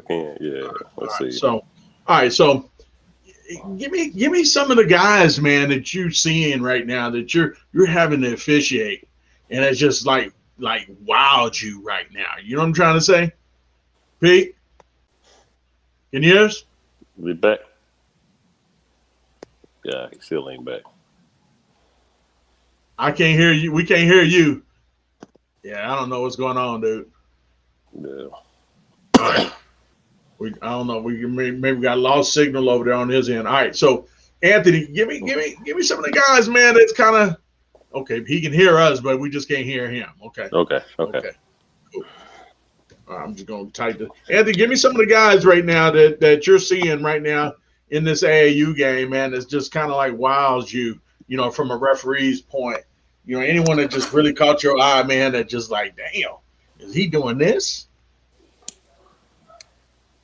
You know what? It's been several guys that I've seen. Something that I thought about this earlier. That's different than AAU than regular high school ball. Okay. The white boys game has really changed. Yes. Okay. How so? I did you remember that tournament out you saw me at, Paul, when they had the high school guys? The last time I saw you when we talked about doing this? We was at Duncanville Fieldhouse. Yeah. Say, man, I saw some white guys. Yeah. Syntax, lockdown. Whose talent level has risen so far. And I think that is because, you know, in order for white guys to get better as athletes, they had to start participating. You know, the segregation had to go. Okay. You know what I'm saying? It had to go. you know, they would have never became the guys that they are right now. As far as basketball, football, you know, we still rule. We still 80%. But basketball, man, I've seen some guys in that tournament that I was really impressed with. Because white guys used to be intimidated by brothers on the basketball court. Okay. But I'm seeing some guys, man, they dunking. You know, they shooting. I mean, they shooting threes lights out. Yes, a lot of them are. If they don't do nothing else, man, they can shoot a three like it ain't. I mean, even the big guys. Right. I'm talking about. I'm seeing guys 6'8", 6'9", shooting threes, man, like guys 5'8", 5'9". Okay. So that's the thing that's really caught my attention over the last 2 or 3 months is that I've been seeing some white guys that have really excelled, and I know Coach probably can't say nothing, but I'm gonna tell you, the girls' game, is so much more. It's so much more efficient as far as the ball handling. I had a girl. Oh, I gotta say this: the tournament I did this weekend is a premier tournament. They had this girl from Fairfield. Okay. If you look at her, it's like, how did she mold the team? Okay. Who, you know, when we was young, and then you know they go to pick a team, and it's like, didn't nobody want to pick you? Okay. Certain guys you wasn't gonna pick. Right. She would be that. She would be that female that she would be the last person to pick, and she dunking in the girls' basketball game. No stature, no muscle, not that tall, not look that athletic, but man, she could go. Block shots, shoot the three, Euro step. I mean, she had the whole full package, man, and she was a sophomore. I'm sorry, Anthony. What school? She was a sophomore. She goes to Fairfield. Okay, Fairfield. Okay, I got it. She's a sophomore, and she was playing for. And see, the team premier is they've got a couple of different names that they go under now because they've expanded so. And but they're like they were down. You know, the big tournament this weekend for girls was in Atlanta and in Philadelphia this past weekend. Okay. So most of the girls, if you had girls games around the Metroplex, the talent wasn't going to be the same because it's like we're going to Vegas for guys. You know, this weekend was a tournament for girls to stand out because I think this was one of those NCAA weekends where the coaches were able to come out and see the players. And that's the other thing is that why tournaments are so much better than showcases. Because showcases is more individualized talent versus you got a team that's been put together, they got a good coach, and they get out there and they playing, they executing, and they winning tournaments. But when you get showcases now, you might not never see the ball. You know, I mean, showcases. Can you hear me? Oh, there you go. Yeah, we can hear you now. There you go, Pete. You hear you now. Okay, yeah, cool. we can hear you now. Okay. What'd you do, man? You still got your question, Doc? I had to go back. Yeah, I got my question. Hey, now I want that question. So I was saying about how, you know, you coaching girls, and I was just saying how, and of course if you've been around the game long enough, you're seeing how the girls' game has really excelled over the last 5 to 10 years.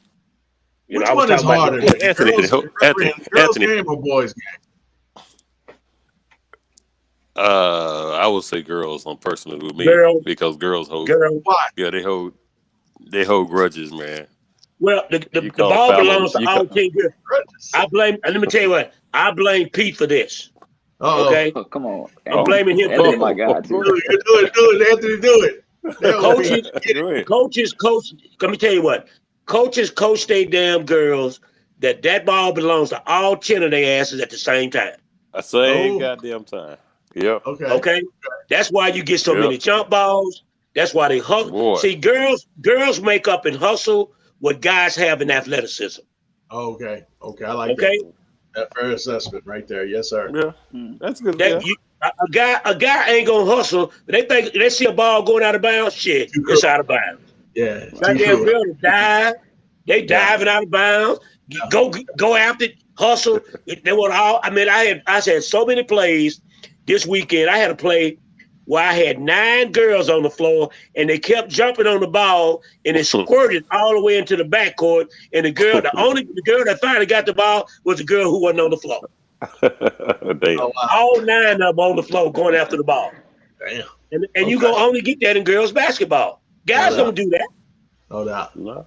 No doubt. Guys don't hustle like that.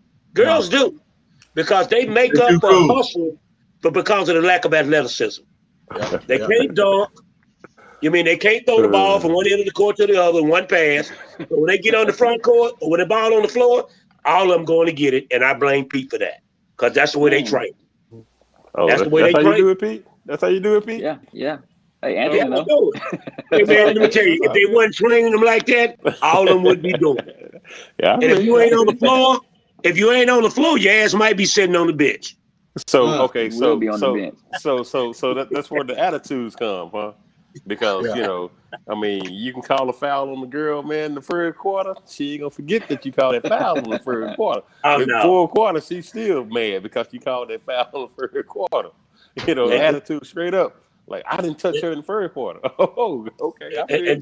And girls are they're so unforgiving. Oh yeah.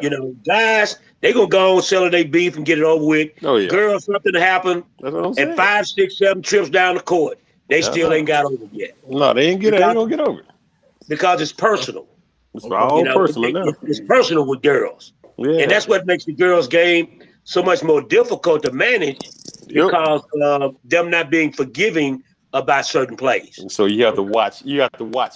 That. You got to watch them like a hawk. You have to watch that. And as far as the fouls and the violations, we got to watch the attitudes now.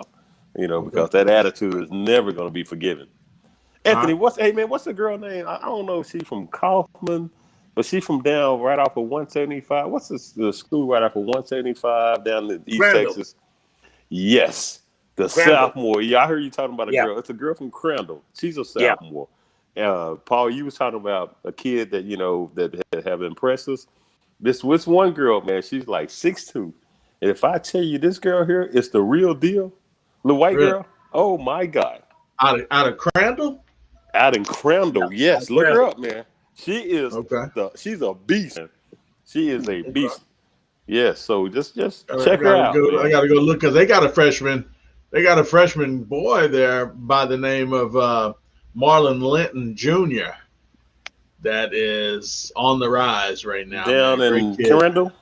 Down in Crandall? Yeah, Crandall. Okay. Yeah. Okay. Did he play varsity this past year? Because yes, sir. Hit a buzzer-beating shot right before the playoffs to get them, I think, to the playoffs. Okay. So so shout out to him as well. Pete, you got that question, man. Go on and hit him with that question.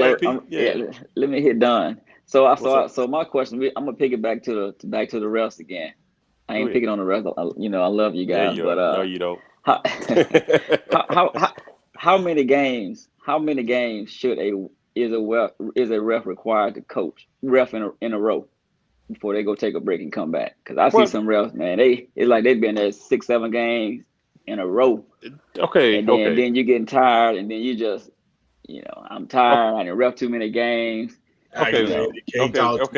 When I'm scheduling refs, and I think this is the best thing to do. Anthony may say something different, but I think this is the best thing for me. It's 2 games, 1 off. You take, and then you probably get maybe at the most 7 games that day. You know what I'm saying? You ref 2 games, you rest 1 game. It only take you one hour to rejuvenate yourself.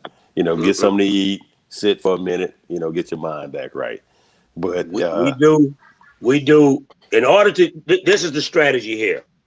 If you got 12 games on one court, because you have such a shortage of officials, and you're trying to fill those 12 games, what you do is you bring your first set of officials in. On court 1, they do 3 games. They set out 3, come back and do 3 more. And then that second set of officials do 3 on, 3 off, 3 on. That means you use 4 officials to cover that one court for 12 games. Okay. But if somebody doesn't want to do 6 in a day, I'm with Don. Gonna do 2 on, 1 out, 2 on, take it on to the house. Yeah, because I mean, okay, but still, you got to look at how because of the shortage of officials. Again, somebody, you know, or you can take, say, 3 guys, and you say, okay, me, Don, you and Pete, y'all gonna take court 1.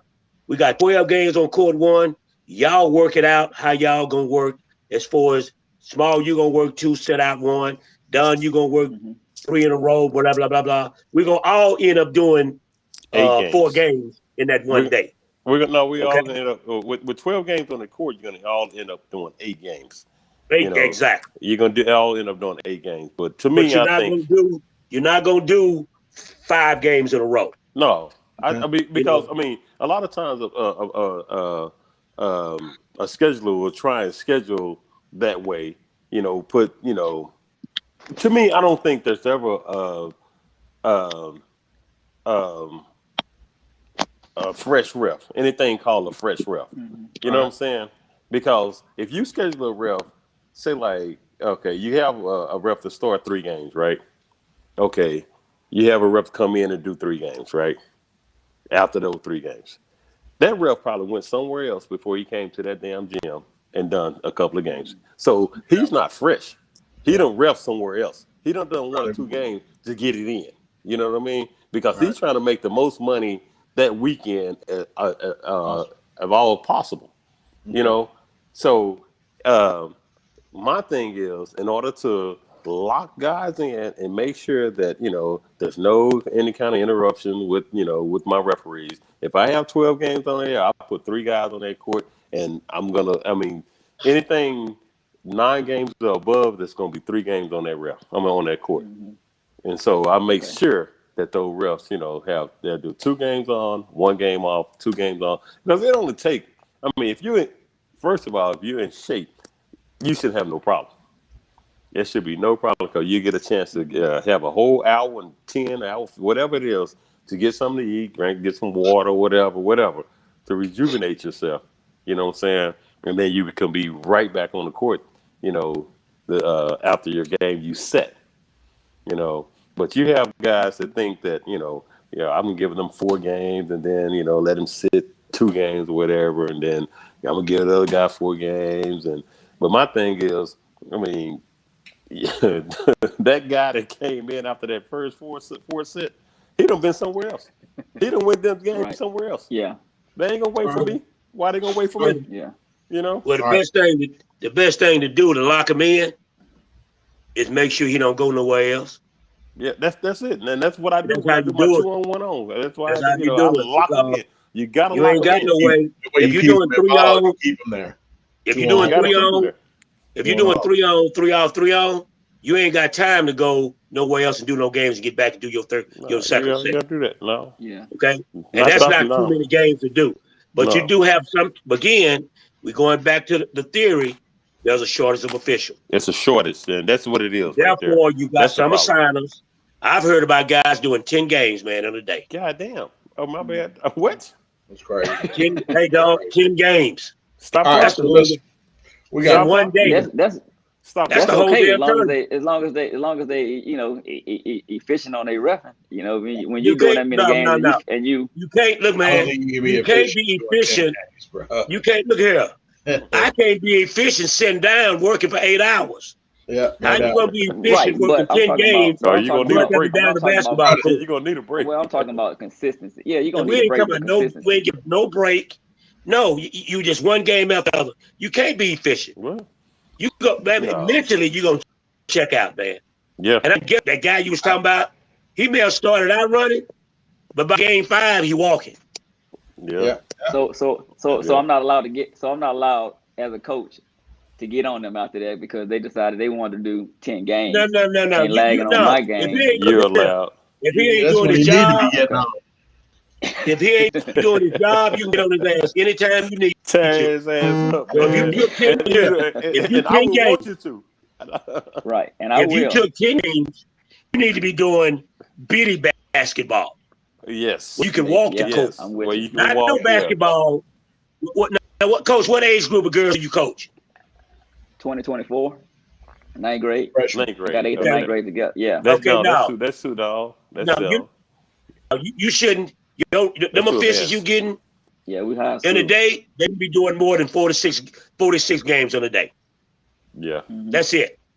If you go into a tournament where they got somebody that's just all day, you need to pick another tournament. You don't because guess what? One, they ain't paying the officials enough. Right. So they try to make it up in volume. Right. Okay. There it is. Because you got some.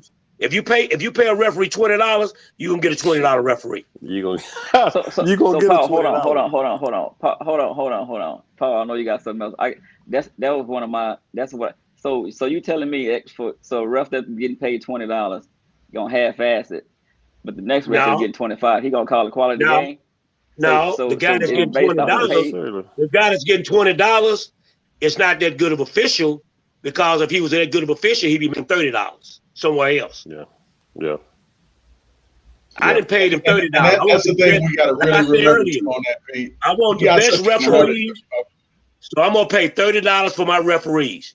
I'm not gonna get no $20 referees. I'm gonna get the $30 referees. Basically, what Anthony's saying is the ones that are not that good, I don't want. They're the $20 referees. Them the guys that's gonna be working them other tournaments. That's gonna try to make it up in volume versus making it. You making $120 a day. Yeah. He got to do 8 games. He got to damn near do 9 games to make the same money you doing 6. It's 6 games, yeah. Because you're a better referee, you gonna get paid more money. So basically, I'm not saying you're gonna work harder because you're getting paid 20 to 25. I'm saying I'm gonna get the $30 referee who gonna be the better. I'm gonna be able to pick my referees. I ain't getting no leftovers. Yeah. The $20 referee is leftovers. Get nobody else going. What Anthony's saying is you're gonna pay for what you're gonna pay for what you get. You get what you pay for, basically. So and then if you have 3rd, 4th graders or whatever that they're not that good basketball players or whatever. The skill level is not that good or whatever. Yeah, you'll put those guys down there. But if you want high level quality basketball players, you don't want no $20 referee to go pay the referee a $30 game. You know what I'm saying? You want the high tier. You don't want the low tier. Low tier, they'll try and make it up. They'll try and make it up, which they can, if they're in shape. They have to be in some kind of shape. They can't just be walking. They have to get up and down. Right. They have. All right, so we got about 15 minutes, 20 minutes. We'll go a little bit over, whatever, man. But I got some hot ones I want to get to right quick. Oh shit. And really, I'm about improving the whole game. Every aspect that we can talk about to improve the game. And sometimes we got to call people out. Sometimes we got to recognize people. Speaking of the recognizing, give me, each of you tell me, other than yourselves, each other, the best referee in DFW right now. Your opinion. Don. Why I gotta go first, man? God damn. I had to think about that one. That's the best referee. I'm trying to think. Other than you or Anthony. No. Who would you say is the best referee? Oh man. I'm trying to think who I call with.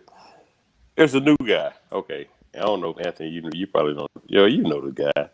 His name is Kevin Scott. He's new. You know Kevin? Yeah, I know Kevin. Kevin's good some playoffs. Yeah, he's up and coming. He's new to the Metroplex. Okay. Yeah. Well, Kevin. when I say new to me, to me, actually, he ref with me this weekend, and he's just one of those guys that don't let nothing get to him. He's just one of those. Hey, look, we're gonna keep it going. He's gonna talk to you, Pete. He's one of those guys just laid back. Hey, look, I'm just doing my job. I'm just doing my thing. Okay. That would be my candidate right now. You said Kevin Scott. Scott. All right. Anthony, who's your guy that you think? Man, now you got me thinking. See, that really concerns me. That's hard, man. That's hard. Two guys that have been in the game for a long time. But hold up, let me say this. Themselves and each other can't tell me who they think Well, is the best referee. let me give you my definition of a good official. First of all, I already know. You done pretty much already gave that. You done already told us that, Anthony. I didn't told you a lot. I didn't give you. I didn't give you a lot. I didn't fed you a lot tonight. But let me say this: if you take the combination of the things that I've talked about tonight, for understanding rhythm, speed, quickness, and balance, start, develop, finish, know how to run the court, knows the rules. When you get just guys that can consistently do that, okay? There are numerous guys, I can tell you George Washington, I can say Glenn Dixon, I could say you Warren Gatewood, there's so many guys that referee like I do. Gerald Daniels, my partner that I work with in training, okay? We train together, okay? Gerald been refereeing 45 years. You know him when you see him, Paul. You probably don't know him by name, but little short guy. But we train together because whatever I tell you and walk out the room and you ask Gerald the same question, Gerald gonna give you the same answer. Same answer. I like that. There would be nothing different. Okay. And guess what? What I'm gonna tell you in the end, everything I tell you, you go look it up in the National Federation of High School case book or rule book, and if you come back and tell me something different, I give you $100. Okay. I'll give you $100. If I'm not telling you what's in the book, if you tell me that I told you something wrong, I give you $100. I'll tell it to anybody that I train, because what I'm teaching comes straight from National Federation of High School. I already know the new rules for next year, for 21-22. I didn't already researched it. And most of it is points of emphasis of stuff that we should already be doing. Nothing really new, but it's stuff that it's like nobody's been doing it. So let's get back to basics is what the committee is saying. So like I said, I can give you numerous names because they're good officials. But again, when you have when you got guys that have been refereeing for a period of time, that have spent their money to go to camps, they go to training, they look at videos, they watch. I don't watch basketball players, I watch referees. Ever since I started refereeing, I don't watch basketball, I watch referees. Because I want to see, and again, I tell guys all the time, we have the right as referees to make calls and to miss calls. Because if you miss a call, then that's on you. I can't come up and make up that call for you. When you blow your whistle, I cannot change the call that you just made. I don't have that authority because you've just implied your judgment. You're the one that's got to go to the table and explain. Let me ask you something. I don't know if you were there. I think you were there. O.D. Wyatt against Mansfield Timberview. I saw it. I saw the film. No, I saw the video. Wyatt. I saw the video. Yeah, Wyatt loses because they stormed the court. Foul call with 6.7 seconds on the clock. They get the foul called for them. They get a steal and the foul. That's going to maybe break the tie and put them up to win the game. They stormed the court. A couple of people came on the floor. No, we're no couple. Yeah, I agree. The whole damn team, I had the video of it. I still have the video of it. And they celebrated. But here's my thing, man. And here's where we're talking about good officiating. Sometimes there's at discretionary call that's supposed to be a hidden rule of thumb you guys have, whatever, in that kind of situations. I seen it. I seen the same play almost at State. Kimball versus Beaumont Central, and it wasn't called. That's a point of it. That's a point that because of that play right there that you just talked about, that is a major point of emphasis this time in high school basketball. They want it called. Even if a kid is angry at himself and he says something that's inappropriate, they want you to take him for that. They want to clean the game up. Text count. Gonna be a lot of free throw text. I'm telling you. I could. But again, I'm gonna tell you what I want you to do, Paul. Coach, you do it. Don, you need to do it too. I want you all to go and look up National Federation rule changes for 21-22. Gotcha. And it's going, I'm gonna tell you, it's gonna blow your mind, the stuff that they're expecting the referees to do to clean the game up. Wow. Okay? But I'm telling you right now, it's something based on that right. See, what the committee does is, like I mentioned earlier about the free throws, when they're 30% over the state that year, they look at plays. They pick out so many plays a year. And what they do is they look and say, okay, should we change this? Because for one, they can't sell no damn rule books if they don't change at least one rule. No rule. Yeah. Okay? I agree. Agree. You got to change something. You got to either, they ain't going to let you go with about 2 years with a damn rule book. Because goddamn it, they got to sell a lot of rule books. Yeah. So therefore, in order to sell them rule books, just like uniforms, 1 year, you might go black and white for 3 years. They'll come back and say, y'all need to wear gray now. Gray. Okay? Then you can have a patch on the sleeve you can iron on, but the next time around, the shit got to be engraved in the damn sleeve. So you can't even use the old shirt no more. All right? So it's a money-making thing. But as far as the rules, they want the game cleaned up, and they want things like kids cursing, kids slamming the ball, kid being disrespectful. They got stuff taking it back to the old school days. Yeah, they talk about game management, handling the fans, so the referees don't have to say nothing to them. I'm telling you, go back and read. Okay. Go and read. It just came out today. The rule changes for 21-22 National Federation. And you go see some things in there, and it's like, man, why is this in there? Because they ain't been doing it. Let me tell you, it's so much stuff in there that's old, that's new. Yeah. It's really old. It ain't nothing changed. It ain't new. But we're gonna knock some of the dust. We're gonna knock some of the dust off of that stuff. They said they want referees to get back to basics. All right. So is there going back to the AAU thing? Hold up. All right. Hold up, Paul. Hold up. No, hold on, Don. Hold on. Okay, go ahead. You went too long on that last one. Is there any? Yeah, my bad. Is there any tournament director that in town that you refuse to work for? Oh, now you trying to start some shit. Yeah, you trying to start some shit. Oh shit! I wouldn't expect. That's yours. Shifty Gallery. Who's yours, Don? Your girl. That's your girl, right? Who? Paul?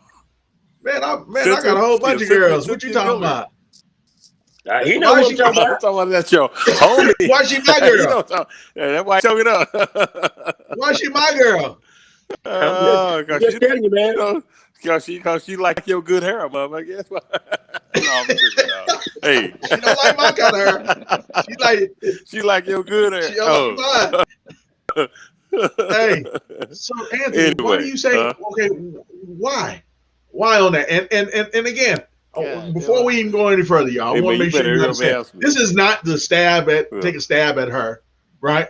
I even want to try to help her improve her because she has a bunch of teens that follow her. She has a lot of kids that follow her, a lot of families and so forth. I even want to try to find ways of, I always think I'm the kind of dude that's like this, bro. Don, you remember me back in the day? If I see a chick that I like, that I want to get with, I'm gonna breathe on you. Hey man, I'm gonna breath smell. You know what I'm saying? And if you tell me my shit smelled good and it was funky when I went up to her and she walked away from me, me and you got a problem from that point forward. Yeah. See, I want to self-check. That's the kind of dude I am. I self-check myself. You understand what I'm saying? So I would hope that anyone that's servicing people, right, in the business to service people, would have that same approach. I think Buff is real. Me and Buff chop it up all the time. Jim Hicks all the time as well. They do the same thing. How can we make our events better than what it is? You know what I'm saying? So I think a negative always can create a positive. You follow what I'm trying to say? So Anthony, I've given you enough time to think. I see you over there thinking real strong. why do you say that Cynthia Gillett? What does she need to improve to make? Because you are a quality official. I think Paul, one of she the Paul, hold top up, in the game. Go ahead. Paul. She used to have it going on, man. I mean, she used to have everything just so, especially in Fort Worth. You speaking on the She obvious used to have right it now. I going need to on, know but why Okay, she so lost that. Don, but I mean, see the point you making right now, Don?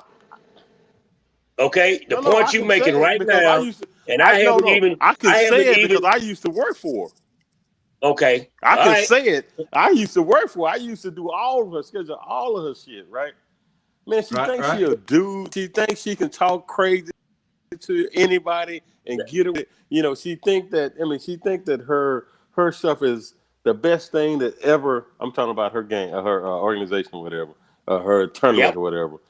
She yep. think that her stuff is good anything. And then when she approach you, man, she'll talk to you. She'll come up to you, dog, and grab her shit like she's nuts.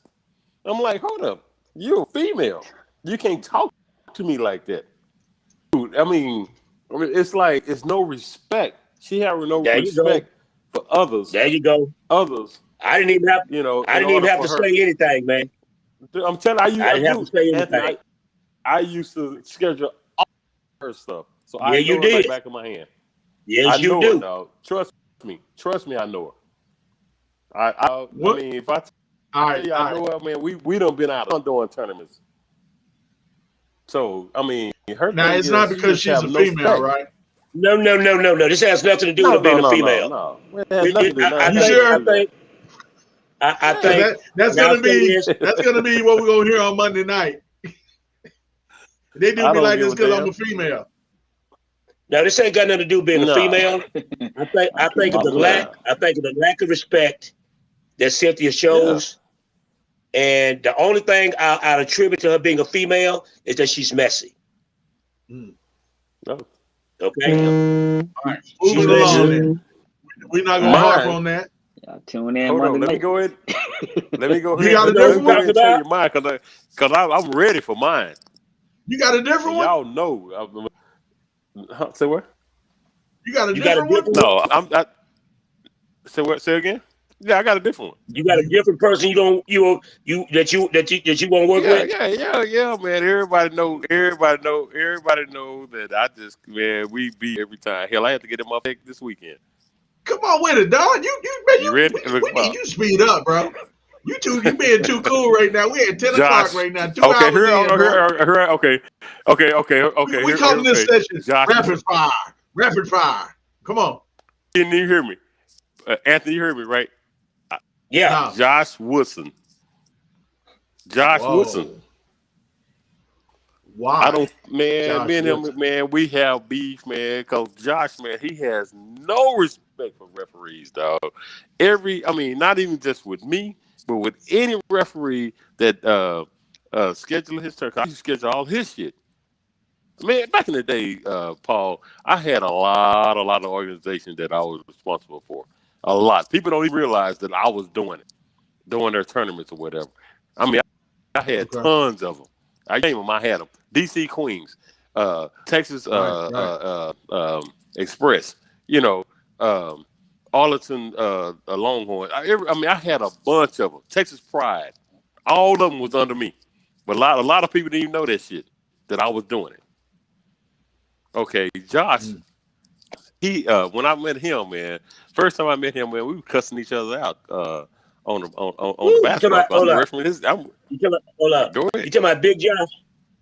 Yeah. Yeah. Oh, Okay. melted I, candle looking ass yeah. Josh right now. He look like a Yeah. melt. He Yeah. done Yeah. lost Yeah. weight, Yeah. so he look like a Yeah. melted candle right now. Yeah. Hey Yeah. man, Yeah. Yeah. Yeah.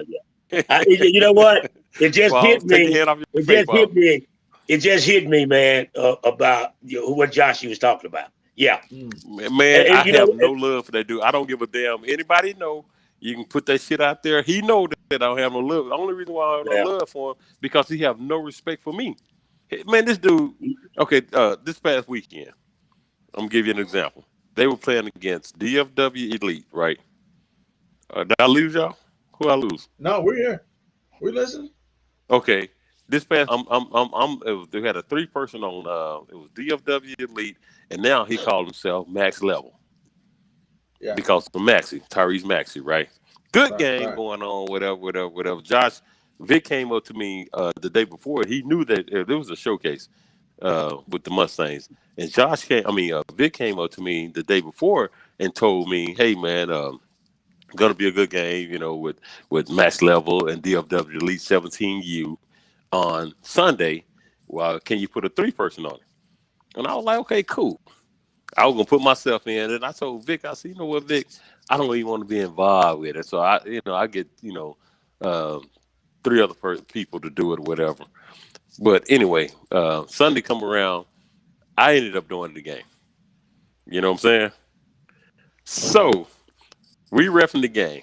Good game. Why you ended up doing the game? Because one of my referees didn't want to do it. Why he didn't want to do it? One of the referees didn't want to do it. He didn't want to do it because of Josh. Why the referee didn't want to deal with Josh? He didn't want to do it because of Josh. Because he didn't want to deal with Josh. Answer the question, Coach. Come on. He didn't want to deal. All right, so he didn't want to deal with him. All right. He didn't so want to you deal had with to come Josh. in. And so what happened? I'm like, and so I came in, and so me and Vic, me and Vic, we cool. Woody, it was Vic, Woody, Josh that was cooking this team the whole week, right? Well, Josh sat behind the bench because he knew that I was repping the game, so he didn't want to have anything to do with me either, right? So I was like, okay, cool. So the game go on, good game. Okay, I'll make a call. No, my boy Scott make a call against Josh, and they go crazy. Come back down. Made a call against the DFW Elite. They go crazy. I mean, it was like back and forth or whatever.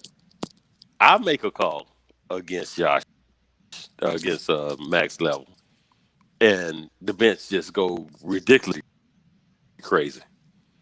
You hear me? Okay. And so all I did, and Vic looked at me. I'm going to report my foul. We doing a 3-person. I'm going to report my foul to the table. And I just glanced over at the bench, and I saw Josh sitting behind the bench, and he looking at me, right? And he gonna say, "Why in the fuck are you looking at me?" Everybody heard it. He said it so loud that everybody heard it. Anthony, what do you think I did? Was he coaching? He wasn't coaching, but he was sitting behind the bench, and I never know who he is. Everybody, I mean, hey, if I'm I didn't have him removed. All I did, I gave him a tick. You gave a tick to that team. Control his ass. To that team. You went up to that team, yeah. Yeah, unsportsmanlike. Yeah, unsportsmanlike. Yeah. Because, that's why I mean, everybody heard that shit, man. Now, if he had been coaching, he gonna jump up, man. Oh, yeah, if he was coaching, I was going to throw him out. But everybody heard it. So even Woody came out to the court and said, "Hey, man, I just want to make it clear and let you know it wasn't me." I said, "Man, I know." Josh was looking like he was looking right at me when he said it. Woody. You know what I'm saying? Yeah, man. So we've been having. All right. So here I got a question for you. Man, we've been. Hey, forget all the rest of that happened. Yeah, I know. I heard the thing got kind of out of hand over there. Good. No, I was good. No. I heard Josh got into it. I don't know if that was the case or not, that Josh got into it with somebody on it. But all right. Yeah. Let me ask you something. Were you the referee coordinator for that event? Was I what? Were you the referee coordinator? Yeah. Damn, dog. You should have disqualified yourself from that game, dog. Yes. I did, man. I'm telling you, I did, man. I did. I did. Because you were setting yourself, and nobody else. Yeah. No. You were setting yourself up for that one. Nobody else wanted. I get that. Nobody else wanted to do it. But you couldn't win in that one, dog. Hey, bottom line, you weren't gonna be able to win if that happens, because it happens all the time. It seems like it's increasingly happening more and more. Seriously. And this is something that I'm going to end up trying to make some I got to make some calls on too, because that name is popping up in situations like this religiously now. You know what I'm saying? So what name's popping up? Hold on, what name's popping up? Josh. Yeah. Dude, okay. Like I told, Vic called me after the fact, right? And I told Vic, And Vic, I he's trying don't to want blame to hear me that. too. Hold on. And We I don't said, stretch that. Hold on, Don. okay. We don't want to do the conversation, phone conversations talk too. We don't want to do Okay, that. no. Look. Okay, a short story, right? Okay, I just said he needs to learn how to behave and stop disrespecting referees. That's all I said. What? Let me say this to you. He just needs to learn to It stop ain't the it. referees that he getting into it with either. Trust me when I tell you Oh that. shit. Okay. Trust me Well, when I tell I you know that. this. I So don't know any of that this, name but is popping I up don't know this, with but different people, tournament directors, media Yeah, guys, yeah. yeah. and so and I'm not trying to attack Josh. Me and Josh had it No. going on against each other years ago. Pete, you remember when me Right. and him would get ready to get into it big time. I Oh always look damn. over stuff like that. We get into it. I Yeah. forgot about Try it the to. next day. You know what I'm trying to say? So we old school. And that's how I That's am. how we did it. Yeah. Hey, if we're gonna fight, Come we're on, gonna bro. put these Yeah. hands up. You gonna beat my ass, I'm gonna beat Yeah. your ass. And the next We day we're live gonna be and cool we'll about it. We're live. gonna move on. Yes, You know what I'm sir. saying? Yes, sir. So Yes, sir. that's the difference between today's day versus when we came up right now. But Exactly. Right. Exactly. you know, I hear some what you're people when saying. they What you're start saying. making money, when they start making that money that they ain't used to making apparently, because that's all I keep hearing about how much money I got and how much blah blah blah, and then you feel like you can talk to people any kind of way, and Any kind of then way. that you know what I'm trying to say, and I just had a friend, I just had to cut a business relationship off with someone today that Gotcha. think that they gonna do that dangling carrot. Y'all know the dangling carrot theory, right? Oh I Yeah, got yeah. all yeah. this Come money on, that I bro. know you want. I'm gonna let you get a Nah. taste of it. You know what I'm saying? And then I'm gonna Right. snatch that carrot right when you try to bite it. You know what I'm saying? Because I'm Right. gonna make you keep Right. coming back. See, I've been done like that too many times to know that you are not gonna be able to do I me got like you, bro. that too many more times. You know what I'm saying? So, but a lot Exactly. of people that have money think that they can do that because they have money. They can talk to you Because they any kind have of way. piece They of can change. treat you any kind of Any way. kind of way. That's going to be another conversation I think somewhere down the road that we need to have on that as well. But you brought up two names here, y'all, that both of you guys that You have issue we've with. got to have some kind of conversation with. You know what I'm trying to say? And not with you guys. I'm just saying we need to Right. bring them on the show and kind of Yeah. talk about. I hate to make it sound like we've been like psychiatrists and so forth, but Oh. they are important to a lot of kids. Yeah, You they follow are. what I'm trying to say? Yeah, Both of they them, are. Cynthia Guillory Yeah. and Right. Josh Woodson, they have a flock. They have Right. a flock of kids. Man. You know what I'm saying? Man. That Yeah. that need help. And Right. at the same Right. time, we got to figure out a way to get them to conform with what everybody else is doing. Right. And because Right. again, you named off the two people that just everybody says they're just going off on right now. Why? Right. You Everybody. Right. understand what I'm Yeah. saying? Why? What are you Exactly. so Why? angry about? Why? What is going on? These are the kind of conversations we got to start having, y'all, because like I Yes, said, sir. I always say this, and a negative can always create a positive. I Positive. mean, Right. what was that, algebra? Was that algebra or was that geometry? Negative and a positive, positive and No, a positive. no. Look, that's regular arithmetic. That's Right. regular So, arithmetic. Well, and well, that's the purpose of why I said tonight we need to have the referees. We need to have some referees on, see it from their angle. You know what I'm saying? And with that Yeah. said, Don, quickly, Don. I don't need your what's my man on Soul Train, Don Cornelius. I don't need your Don Cornelius answer here. You know what I'm saying? I need you to rapid fire. I need you to be quick with this. All right. What is What's your up? What's biggest up? pet peeve about refereeing, man? The shit that you just hate the most about refereeing right now. Well, at this What gets point, under I your mean, skin? okay, at this point, I mean, I love doing high school, whatever, because I mean, high school is like the fans are away from you, and There you go, drifting off you can again. hear them, but I said, what is your pet peeve, okay, Don? Cool ass. parents, man, parents. Talk to me. Parents What at about the them? AAU games, man. Everybody think the kids are about to be the next whatever. And when they kids only fucking 5'3", they think they're gonna be the next Michael Yep, I'm like, yep. no, Everybody's come on like now. that, right? No. But I have seen a 6'9" guy. I promise you, I called a foul on him. He got mad or whatever, and I went to talk to him about the foul, and I said, man, look here, you 6'9". He was like 6'9", 275. I said, dog, have you ever thought about playing football?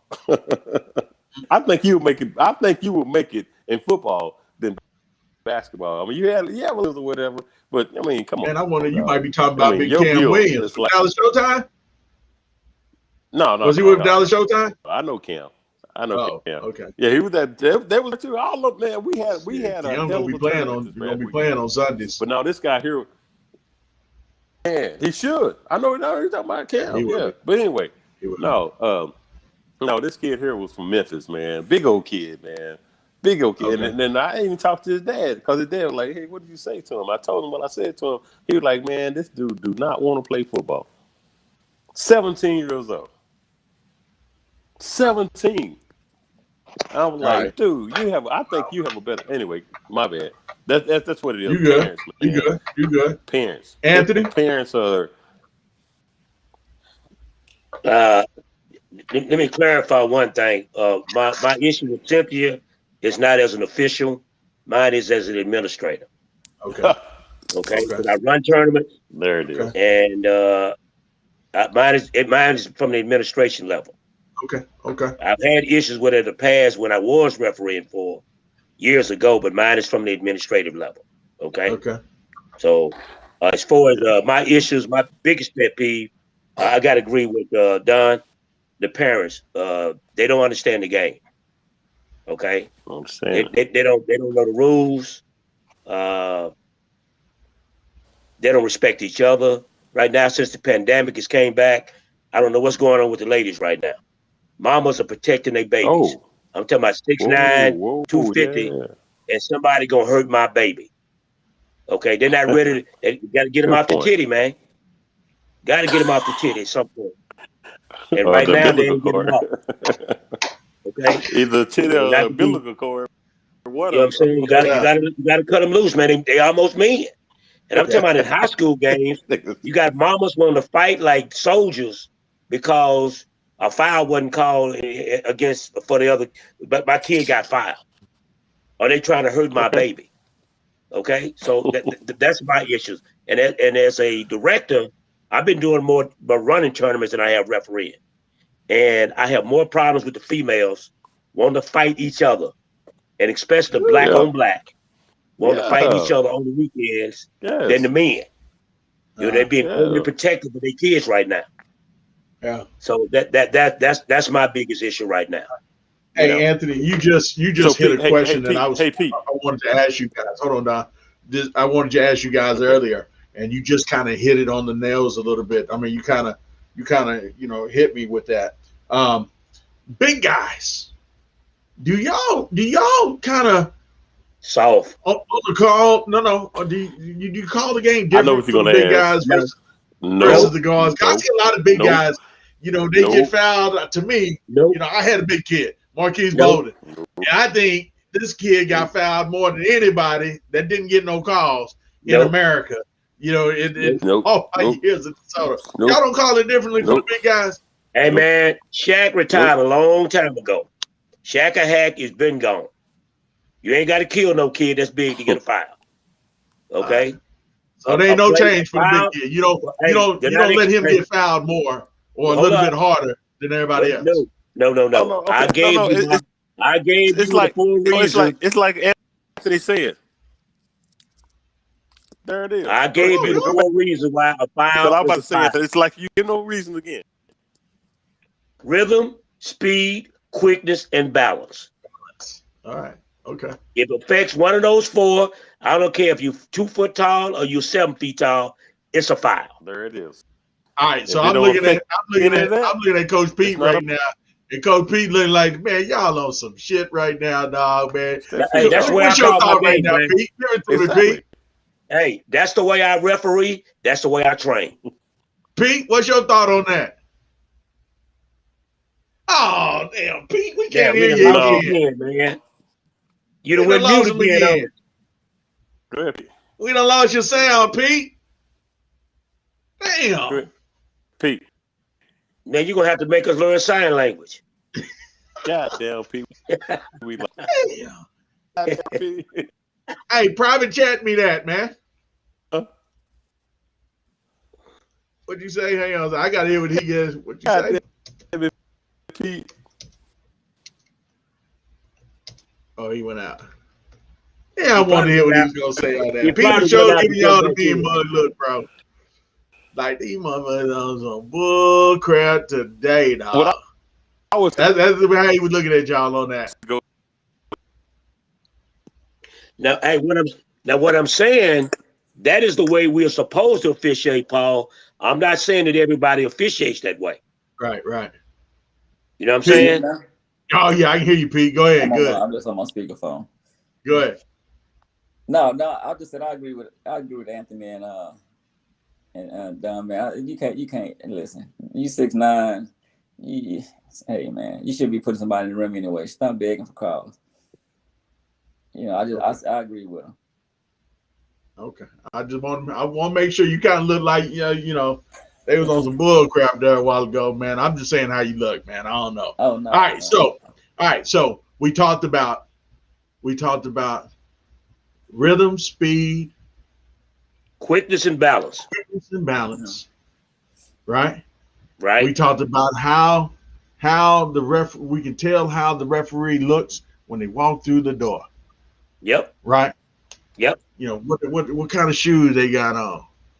You know, we can tell what kind of referee they are with some shoes, what kind of shoes they got on. Hey man, what about these referees that wearing these tights?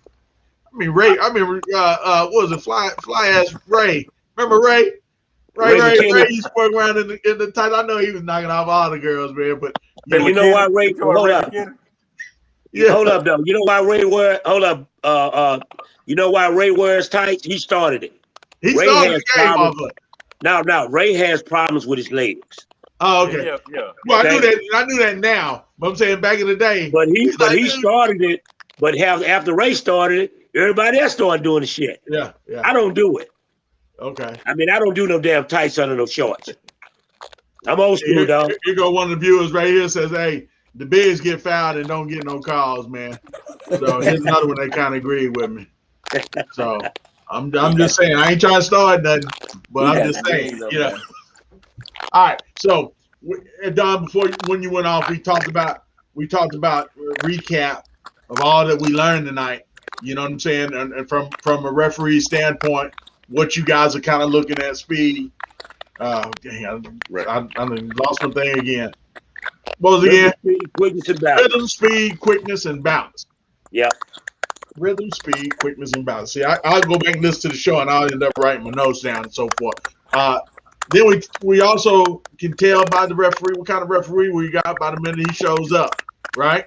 Yeah. What he got on, the sneakers. Yeah. Now, if he got some New Balance on, do I need to raise my eyebrow up on him when I see him? They're gonna have some polish. We're not talking about the kind of shoe he got on. It better be black and polished. Don't matter. As long as it's all black. I got a problem with a dude that's gonna come up in there in small black ponies. They don't even make ponies no more, dude. I got my eyes raised up on dude that walking up in there with the dude. They come in with the black pants on. That you know, I don't know what some of these dudes wearing pants. They ain't even slacks. You know, I know y'all used to wear the professional stuff. You got some dudes that wearing. I mean, I kid y'all not, man. I saw a referee one time in Houston, in H-Town, of course, right? With it looked like a dojo pants. You know, the karate pants. Right. If you see a referee with some black slacks on the belt, you better question. You have to question it. Say it again. Black pants, slacks with a belt. With a belt. You have to question it. With a belt. You better look at him. Yeah. It'll be a long night. As I'm saying, you know, part of being a good referee is part of it is appearance. The appearance. Man, that's I agree. That's like 90% of it. That's like 90% of it. Your appearance is like 90% of being a good referee. Do I need to worry about a referee that come in there with some sweatbands on? No. You better be concerned. Yeah, that's what I thought. Yeah. I'm just trying to make sure, man. I'm just trying to make sure. All right, So, so Coach P taking all this in, man. Hey man, We I'm gonna learning, dig biggest man. in. peeve, Baby. I said Hey he man, gonna I'm right? use learning. all Biggest that shit. peeve Man. that these two professional referees, and they've got over 50 years of experience between the two of them. Yes, It was sir. pretty common, and I think this would be the answer that all the referees would answer, saying the biggest peeve is parents. You know, they don't not understanding the game, not understanding where their kid is really at in this game. And I'm a big component or a guy behind that statement because I have been saying that religiously. Parents are just too overzealous. And they just think their kid is bigger than what they are to what they're playing against and so forth. You got to really be cautious of where that relationship is going. Right. We talked about the professionalism when things get out of hand, how the referee sometimes has to be probably the, what do you say, the cooler head of the group. We talked about how you guys balance that out and so forth, right? We even talked about y'all who y'all don't like working for, who y'all will not work for, absolutely under no circumstances, referee for in this game, here in the DFW. Let it off your chest, Don. Your parting shots before I let you go. What would you like the people to know about Don Young, the referee? Man, everybody in the world knows Put your, that, put your, I've put been, your microphone up to your go ahead. mouth, bro. We can't hear you. I didn't put the mic up to my mouth. Okay, like my phone Yeah, died on me, man. you Hold need on. to. All of a sudden, you done went low on me. Okay, everybody DFW knows that I'm like one of the. I hate to say this, but one of the laid back, coolest referees there is. You You are know, cool. I Yeah, don't cool. start none. I don't start none if it's not gonna be none. You know what I mean? All right. I try and be as fair as possible, with every game because I don't care who wins. I don't give a damn who wins.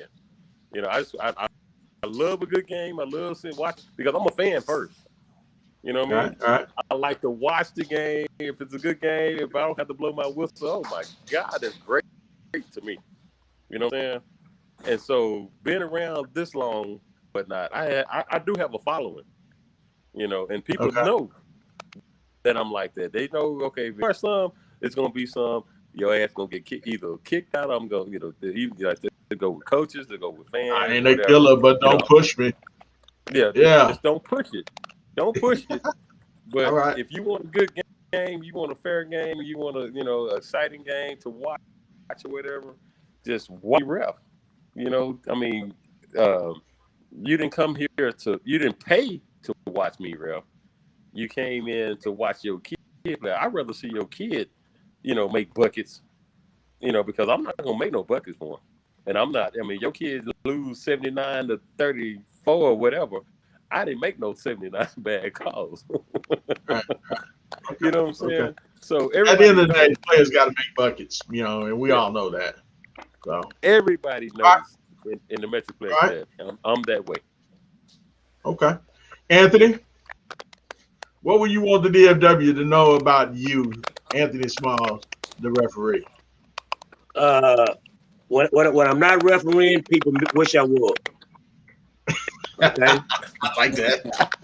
When I'm wearing a red shirt or a purple shirt, wearing or a gray shirt, working for Premier, or when I'm working prime time, the people that know me, the coaches that have been around forever, they would say, "Man, I wish you would take the red shirt. I'd go out there and referee the game." Okay. I'm gonna always be prepared to step in and do my job. I have no horse in the race. So therefore, that's when Don say he don't care who wins. My philosophy is I don't have a horse in the race. So I don't care whether Secretariat or Mule win the game Okay. because I don't care who wins the game. I'm here to be fair to both teams. I want both teams to have, at the end of the day, I want, as long as both teams had an opportunity to win the ball game, I'm satisfied. Okay. And that's all you can want. The best thing that can happen to a referee, and this is what I love, is the team that loses comes up and congratulates and says, you did a good job. Right. It ain't about the money. Awesome. Okay? It's about the love for the game. I worked in criminal justice for 35 years. That's what I retired from. Okay. So I enjoy seeing kids do positive things. So playing basketball, that's my outlet for getting away from negativity to getting around kids that are doing positive things. Okay. Okay? So I'm a communicator. And I'm gonna throw this one phrase out there. I don't believe in problems. I believe in unsolved opportunities. Okay. Let me Unsolved. say that again. I don't believe in problems. They don't exist. I believe in unsolved opportunities. Just like you can turn a positive into a negative into a positive, that's what an unsolved opportunity is. Yes, sir. Yes, sir. Okay? And that's what I believe in. Okay. All right. Last question. And then we got to wrap this thing up, man. It's 10:31, man. I didn't expect this to go this long, bro. Don? Yes, sir. I know we asked for the tournament director, who do you absolutely hate working for, or you will not work for?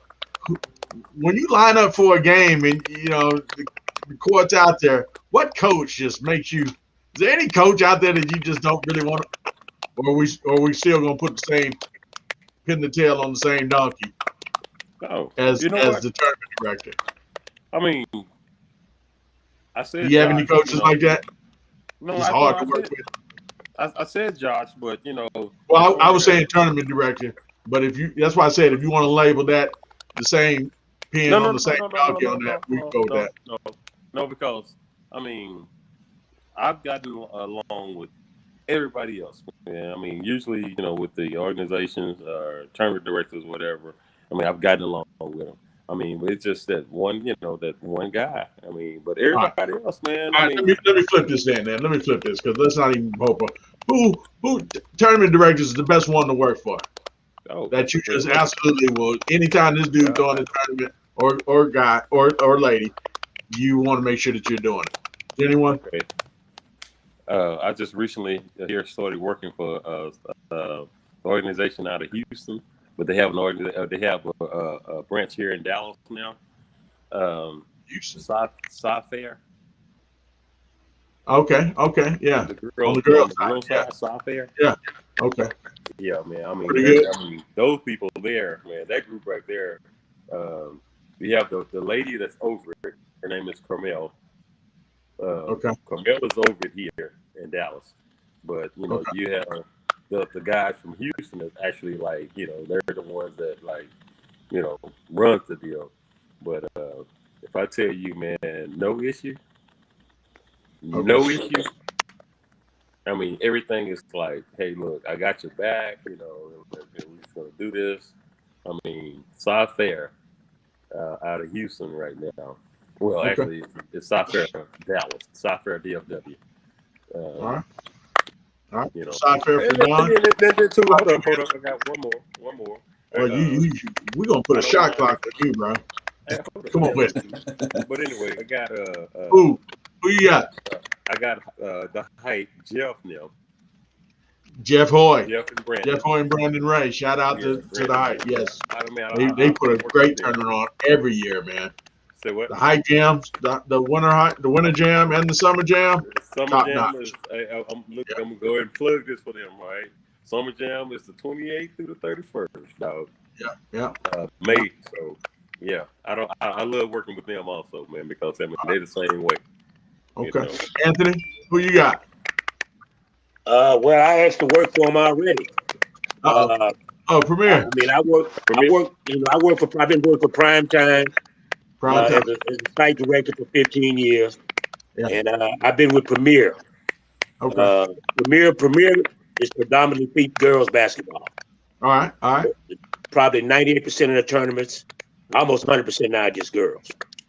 And man, I mean, I've seen some of the most talented girls in the country. I mean, teams come from Canada, They come from Paris. I mean, they come from everywhere, man. France. They come over here and play in the tournaments when Premier has tournaments because they do a lot of. Most of their tournaments are NCAA sanctioned. Okay. So those girls are gonna get an opportunity to be seen by all of the Division I, NAI, JUCO, Division II, all of the coaches that when they have their weekends, when the coaches are able to come out and see the players. Man, I'm talking about Geno's in the audience, Mookie, players from LSU, Connecticut, Tennessee. Pat Summer was alive. I mean, I got a chance to talk and sit down and exchange ideas and information with some of these people about the players we had coming out of the DFW area. You know, the Tamika Catchings and people like that who came through Dallas, Duncanville, Lincoln, or what have you, when they were getting ready to go to college, and for them to and for them to have such a strong recruiting base is excellent.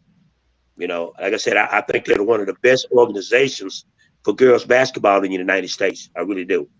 Okay. Okay. You know, and I don't know if Coach Pete, I don't know if his teams play in premier tournaments. You have, Coach? Yeah. Okay. And what do you think about their tournaments? They have some great talent. They really do. It's one of the biggest ones in Dallas. You know, how often y'all playing there, Pete? Probably about once. We're gonna do like one of their tournaments. Y'all are pro skills, right? No, I'm with DC Queens. DC Queens. Okay, I didn't know. Yeah, I'm sorry. I didn't mean to do that. DC Queens a nice program, dude. I like them, dude. Now, they got some young boys too. That like, now, as far as not focusing on girls, my boy John is the man. Okay, DC Kings and Queens. That's my boy. Yeah. I gotta give John. I gotta give John his props. Straight out of I the don't hood. know him. I've heard of him. You don't know John? Great guy, man. I don't know him. Young brother. Hey man, John, young brother, it got it going on. Paul, DC Kings and Queens. This guy is probably now in. Man, I know he got to be in at least 20 states. Yeah. Okay. He's all over. He's all over the U.S. right now. No, man. I saw DC Queens San Antonio. Everything you say DC Queens is on the job. On DaSHOW and just that's it. No. Anything that's DC Kings or Queens fall on the job. You know John. Yeah. I don't. I might. Again, I don't. If I do. I just ain't seen him in a minute, and you probably know him when you see him. Probably don't realize he's over DC Queens either, though. So yeah, I've watched him grow, man. I mean, I like pro skills. I mean, like I say, DC Queens they probably got more teams out there than anybody right now. John, Paul, you know Coach Glover. Yeah, Chris Glover. Huh? Coach Glover. Yeah. Glover's my guy. DC Queen. And the majority of the DC Queen girls play for DeSoto High School. Yeah. Yeah, I know that. Okay, John is. I still don't know John. Organization. Yeah, I still don't know John. John Thomas. Hey man, Google John. So Thomas. You can see him and know him when you see him. You know him, Paul. You got to get him on the show, Paul. You know him. Yeah, you got to. Hey, yeah. You got to get John on the show, man. To tell you, John straight out of Oak Cliff. I'll make it happen for you. He from Holland, not Holland Park. What's the other one? Holland. He's from Lake Highlands. Lake Highlands. No, Holland Hills. Holland Hills. Well, he grew up in Oak Cliff. Yeah. Holland Hills. Yeah, he grew up in Holland Hills. He out of Oak Cliff. Yeah. Cause we talk all the time. Yeah, but he's a great guy, man. Yeah, great guy. Hey man, he came a long way in a short period of time. Right now he has a lacrosse, he have tennis, he have track, he has volleyball, golf, you name it, man. He's covering all the spectrum when it comes to sports. Like I said, I used to schedule everybody's shit in DFW, right? John was one of my guys that I used to schedule. Ricky Herring scheduling it now, but I used to schedule all of DC Queen stuff. John, I mean, Paul, you don't see me over at DeSoto High School doing DC Queen tournaments. Yeah. You remember that? I just don't know. I just don't know this guy, dude. I mean, Yes, you do. let me not say I don't know him. When you see him, because he got an old baby face, that nigga damn near 50. He ain't 50. no young cat. Look like John look like he about 25. He look like he about 25. He got a baby face. Yeah, he do. Yeah. That's my boy. I'm trying to Google him now. Yeah. I'll see you a Pete, picture. I don't know why. Pete, how long you been with him? I've been knowing John for about 30-something years, man. I've only been with his organization though about 5 years. Okay. Yeah, but you've seen him grow though, right, Pete? Oh man, I'm the one that actually bought him the golf.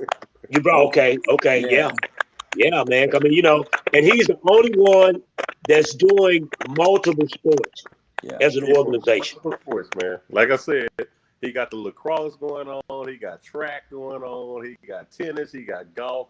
He has everything going on. Everything right now. Man, that's kind of like how the Texas Sun Select Group with John Hall and Ed Drayton and Eureka Drayton used to do when Jules back in the day was young. And you know, I got the coach's corner up. Okay, here he is. See, this picture just ain't Jonathan, so I can't really make him out. The picture's too dark. I hate when they do pictures like this. But I know Michael. Now, hey, the picture ain't just dog. John's just a dog brother. Yeah. This picture. All I see is he looks like he's pretty. He's not that dark. Yeah, he's a dog brother now, but he's a good dude. Yeah, he's a great guy, man. Yeah, he is. He is a great guy. I couldn't. They ain't being racist, man. John is a dog brother. Hey, man. I don't know what talk shit to him, regardless. You know, I'm just joking, man. I'm just joking. You good. I'm trying to really trying to look at this dude, trying to see if I get a better picture of him. But I do want to tap into having conversations with guys like that. You know, again, we're talking about the whole thing of basketball, the whole enchilada. I want to get involved with different programs, you know what I'm saying? Program directors, tournaments, you know, like I said, referees. You guys aren't going to be the only two that we end up bringing on and so forth. I mean, just a whole gang load of stuff that I want to eventually try to do to bring conversation and awareness of the issues that we're having for our young athletes in these youth sports right now. I've seen it. I've done it. I've coached it. I've been a parent. You've been a parent. You know, a team director. You know, I've seen it from. The only thing I haven't done. Well, you know, believe it or not, guys, I did used to be a referee. Did I not tell y'all that? No, you didn't. Yes, it is. I mean, let me ask you a quick question. Hey, go ahead. Paul, let me ask you a quick question. Go ahead, sure. Based on all the things that you just said, that you've experienced in basketball, yes, sir. What has been the biggest change you've seen in the sport? In youth sports? You know, and it reverts back again to parents, you know, not understanding. I've never seen, and it gets worse and worse and worse. Parents just don't, you know, how my boy say, parents just don't understand, you know, Jazzy Jeff and the Fresh Prince. It's like it's gotten worse ever since that record came out, man. Seriously. You know, there's a lot of them are too disillusional about where their kid is right now. You know, I spent a lot of time talking about, you know, these kids accepting D2s and D3 offers. You know what I'm saying? And sometimes the kid will do it. The parent would block them from doing it. You know what I'm saying? A free education. You follow what I'm saying? You know, and especially the way times are so hard right now for kids to get into school because of this coronavirus year that they're giving all the seniors. They're giving back, because my son is getting another year to go back to DBU, right? So, you know, it's just getting the parents to understand the reality of where the game is and where their kid fits in. It's been like pulling teeth. It's just so hard to get them to comprehend that, because when you tell them that, when you give them the truth, oh, you don't like my kid. I give you one, and he's a pro right now. and I'm gonna say that Tyrese Maxey. I said he was great. He was good. He wasn't my kind of dude. You know what I'm saying? Because, I thought, I seen a couple of issues a couple of times where he broke down in some games, tears, down the state. Game ain't even over. 2 minutes left in the game. You crying, and coach got to talk you up. A minute later, you down 12. A minute later, you guys are tied up. You know what I'm saying? Why, I don't like when coaches have to coach a player up, a great player, a supposed to be great. So, I called him out for it. I do what I do, right? All of a sudden, Daddy don't like me now. Daddy says, my boy says he don't like my son. No, it's not I don't like your son. I had the right to call something out with your son. You know what I'm saying? That I don't like. You follow what I'm saying? I knew he was going to be a pro. That's easy to predict. But these parents, man, they getting too far into their feelings. I think that's my biggest issue with today's game right now. They take everything too personal. We can't push kids. You know what I'm saying? We can't help them, get to the right, phase or point in their lives. I'm a firm believer in this as a parent, y'all. And like my son just graduated. I said this earlier. I got on this damn iPad. Right? I can't even go on Facebook right now to do anything on Facebook because I'm still in the middle of typing up a thank you to every single player that Jules played with, from the DeSoto Heat all the way to Urban DFW in high school, trying to come up with all the names, every coach, thinking all the parents, right, of all the AAU teams he played with, all the coaches in high school, all the teammates in DeSoto. I'm still working on that right now. All the referees, I can't come up with the names, all the referees.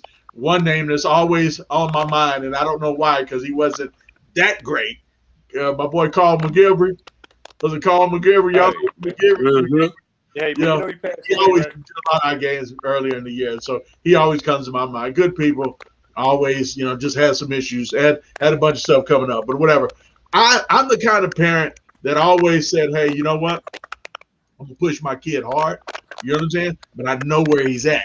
I know where. I always said this. I don't know how tall he's gonna end up being or not, but we can't control that. We can only focus on the things that we can control. You understand what I'm saying?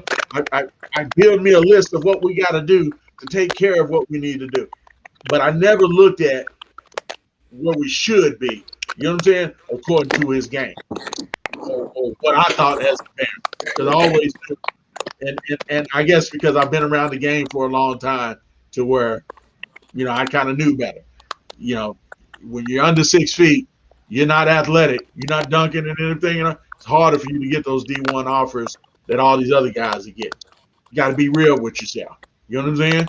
This is what we're looking at. We're low D1 to high D2. Because a lot of high D2s would take you in a heartbeat. You got to have that kind of a plan. And a lot of parents don't do their research into stuff like that. And I think that just, it just goes into the big old pot of gumbo here of issues that these parents are having right now. And it's just not understanding where exactly their kid is at with what they're having to compete against. That makes sense? So, yeah, that plays into, I don't know if you know about the new norm, but second and third place is unacceptable in tournaments nowadays. They don't even take the trophies, man. You're right, man. Nobody. If they don't win first, then second and third is not good enough. So they don't even give the trophies and medals no more. They give them back to me. When did that change? And that's going to be another conversation. Hey, man, it's been like that for the last 3 or 4 years. At first, it started out with third place trophy. But over the last couple of years, if they don't finish first, second is like kissing your sister. Yeah. Well, I think coaching has had a lot to do with that. Y'all, I start paying for that shit and pay the referee more money. Hey, now let me. Hey, before we go, right quick. Let me ask Coach Pete a question. Hey, Don, that's all. No. Hey, let me ask Coach Pete a question right quick. Go ahead. All of our problems, our biggest problems with you, me, and Don, all have been parents. From a coach's perspective, Coach Pete, where are you, and where your parents are in line with what's going? Where are you with what's going on with the parents? Well, this for me with my parents, I'm very strict. All my parents and players have to sign something. My practice is even closed. You can't even come to my practice because it ain't about you. You drop your kid off. You can't go to their high school practice. You can't come to my practice. They didn't like it at first. Then they got used to it. You know, the girls started getting better. You know, they got to hear no voice. We go to the games. Tell my parents, you here to just cheer your kid on. It's not about you. I don't want to hear all that screaming and hollering. You know, and they do a good job. I really don't have no. I have great parents. I have great parents. I don't have any kids in this thing. I've been doing it for 5 years. You know, so they they really respect me. I'm always away from my wife. You know, when I could be traveling the world. You know, but I have really great parents. So I don't they don't do a lot of that. You know, don't get me wrong. I ain't saying they perfect. They do say a couple things, but I don't let them get rowdy. I would shout from the bench. Just chill out with that. We're not doing that. What about the viewpoints of the parents that we're talking about? I agree 100%. It's really crazy out there. I hear it every weekend when I'm playing. You know, it's always something with the parents. You say they want to fight. They're talking about the other kids. You don't know who's sitting next to you. You know, that's why I tell my parents, like, listen, you can't be sitting in the stands. If you're not talking about your kid, don't talk about nobody else, because you never know who's sitting next to you. Yeah, exactly. Because somebody say something about your kid, you're going to want to retaliate and say something back. So just sit in the stands, you know, and just support. That's your only job. Yep, you're right. I agree with you 100%. Well, like I said, Pete, you know, check it out. Just like when I said that, you know, I think coaches need to come to ref training. Right. And, you know, what the ref go through and, you know, learn the rules or whatnot. You know, I think coaches should also put in their bylaws when they're going a kid join your organization or whatever, your team or whatever, it should be in your bylaws that, you know, there's no tolerance zero tolerance of a parent, you know, going off on the referee. You know, if you go off on the referee, you automatically going to be dismissed from the game. Now, what about going up on the coaches? What about the coach that shot the parent that shot the coach in the head because his kid wasn't getting enough playing time? Playing time. I heard about that too, Well, see, I'm gonna talk about this from a coach's standpoint. For me, don't even come talk to me about no playing time. Yeah, and that's everything I do is up front before a kid even come join me. I'm not discussing playing time with nobody. If you don't want to be here, you don't like how I do things, go find somebody else. I'm not the one. There you go. Right. Like it. I like that. And again, y'all. Yeah, because I think at the grade level that you have right now, it's all about development. You know, you have to develop those kids. You know, who say they're gonna stay with you until they graduate from high and get a scholarship or whatnot. You know what I'm saying? You may develop them and they may go off to someone else. Mm-hmm. You know, someone else may claim that they're the ones got them in a situation. But as long as you know that you're doing your job, right? You know, that's cool. You know. Yeah. But I would like to get some information, though, Don, on how can I attend one of them ref meetings to come learn more to help better my own self. Where do you live, Coach? Where do you live? I live in Little Elm. Cause see, I do training at Carter High School on Mondays and Wednesday nights. Okay. So hey, anytime you want to drop by and just kind of pick up on some things, man, and you welcome. Oh, okay. Cool. I mean, that's where I was when we started the meeting tonight. I was at Carter High School doing training, and left from there, man. You know, my thing is, the more people are informed and understand things from the referee's viewpoint, you know, like we having more and more coaches start to come and referee. Okay. Because when they come to learn how to referee, it gives them an edge up. When you go to talk to a referee, you're telling them things that you know. When you ask him about why he didn't do this, why he missed that, why you're not looking here, blah, blah, blah. And it's like the referee got to think twice about doing his job better because you have as much knowledge about the game as he does. Exactly. You know, I'm not a coach, but once that coach becomes a referee and goes back to his team, he knows what to look for in what a foul is. He knows how to talk to referees because, hey, I'm a referee myself. Yeah. So the more knowledge you have about what referees have to go through, the training we have to go through, the knowledge, the things, the skill set we have to gain, it makes you a better coach. Right. Exactly. The more you know about, you know how to talk. I mean, that's just what makes it so easy for us to talk to a coach. I mean, we can always tell that a coach knows what he's talking about. If a coach don't know what he's talking about, I mean, I ain't gonna lie. You know, I'm gonna give him like whatever, man.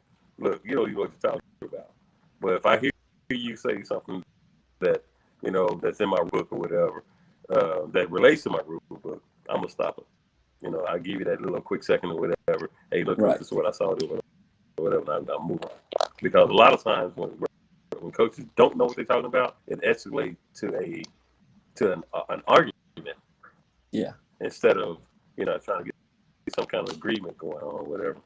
But I would always recommend coaches to go to some kind of referee training so they can know what we look for, the termination and everything, so that the terminology, I'm sorry, that you know how to talk to the referee so that you know how to get your point across without having the referee thinking that you just not knowing what you're doing. Yeah. Okay. That's what I suggest that to everybody. On that note, we got to cut this thing off. We're going into 3 hours on this. We're going to have to save some of the bullets for another time. I definitely want to thank all three of you guys for coming on tonight, man. And, it's definitely been a pleasure. I definitely think there are a lot of nuggets in this one that could really help, help, people be a little bit more aware of what we need to do to clean this game up a little bit. I don't know where you guys are going to be at this weekend. I do need to say into NY2 LA Sports will have an event this weekend. You can go look at my Twitter on there. I've retweeted that. There are going to be college coaches. The forums are already up on their website, NY2 LA Sports. Their tickets are, I just retweeted that out to where you can get tickets to the event. Live streaming is at Be The Beast BTB. Go check that live streaming out. College Coach Recruiter into ny2labeast.com/BTB.recruiter. That's one of the tournaments going on. Texas Impact 413 has a tournament going on this weekend. You guys might want to go check that out. I don't know where I'm going to be at as of yet. Believe it or not, I know I'll be floating in between those two for sure. Where the girls tournament at this weekend, Pete? Man, I'm off this weekend. We just came back from San Antonio this past weekend. Okay. So we off this weekend. Okay. And where you gonna be at? The girls tournament is going to be Premier. It's going to be at Mansfield Fieldhouse and at DeSoto High School. Okay. Where is this NY2 LA going to be at? That's what I need to find out. But okay. Again, guys, I'm going to wrap this up right now. The Lakers are down in the third quarter. End of the third quarter, 79-77. What? Yeah, they made a run. Who you got, Anthony? Last quarter. LeBron going home? Right. I'm happy to go with the Lakers, man. They going to come back? Yeah. They still got a whole quarter to go. They got a quarter to go, man. I think the Lakers will pull it out. Quarter. Who you got, Don? I don't know. You don't know. Hey, man. I want LeBron, man. I'm a LeBron fan. You want Man, LeBron? man. Nah. Okay, dog. We gonna move past you. P, who you got, man? Man, I got the Warriors, but I want the Lakers. You got the Warriors. You're a Steph Curry fan. Yeah, I'm a You Steph know, Curry fan. I'm so tired of seeing Steph Curry beat LeBron that I gotta go on and go because I don't like the Lakers, but you know, just old school. I'm a Sixer fan. You know, from back in the day. Since I've been here now, I kind of gravitated more towards the Dallas Mavericks now. So, you know, I'm not big on the Lakers. So, regardless. So, I'm going to go with the Lakers, man. So, anyway, guys, thank you for coming on. I hope you guys have a blessed evening. And appreciate it, Paul. Until I see you guys, I will salute all three of you guys, man. Thank you for coming on. Y'all take care. All right. Thanks, fellas. All right. There they go. That's the crew, man. I hope y'all enjoyed this show tonight. Man, what can I say? Anthony Small, 30-something years in the business. My dude, Don Young, 20-something years in this business, giving you a view from the referee side of the fence, if you will. We will have more coming shows with referees, different referees coming on, giving different perspectives. We're also going to do different views where we have some coaches come on. Along every now and then we might bring a parent or two on, you know, because again, this is for you parents. You understand what I'm saying? We're trying to help you guys understand, you know, what the game should look like right now, and we need you guys' participation in this drastically because, you know, as you heard, three different people other than myself acknowledge that the problem right now is the lack of awareness, the lack of knowledge that the parents have regarding the game and where their kid is to everyone else in their class, so or that they're competing against and so forth. So again, thank you for listening, joining us and so forth. I hope you guys have a great evening. I'm Paul Miranda with the Real Talk Nation, trying to give you something new, something fresh. Definitely keeping it different from all the rest. We are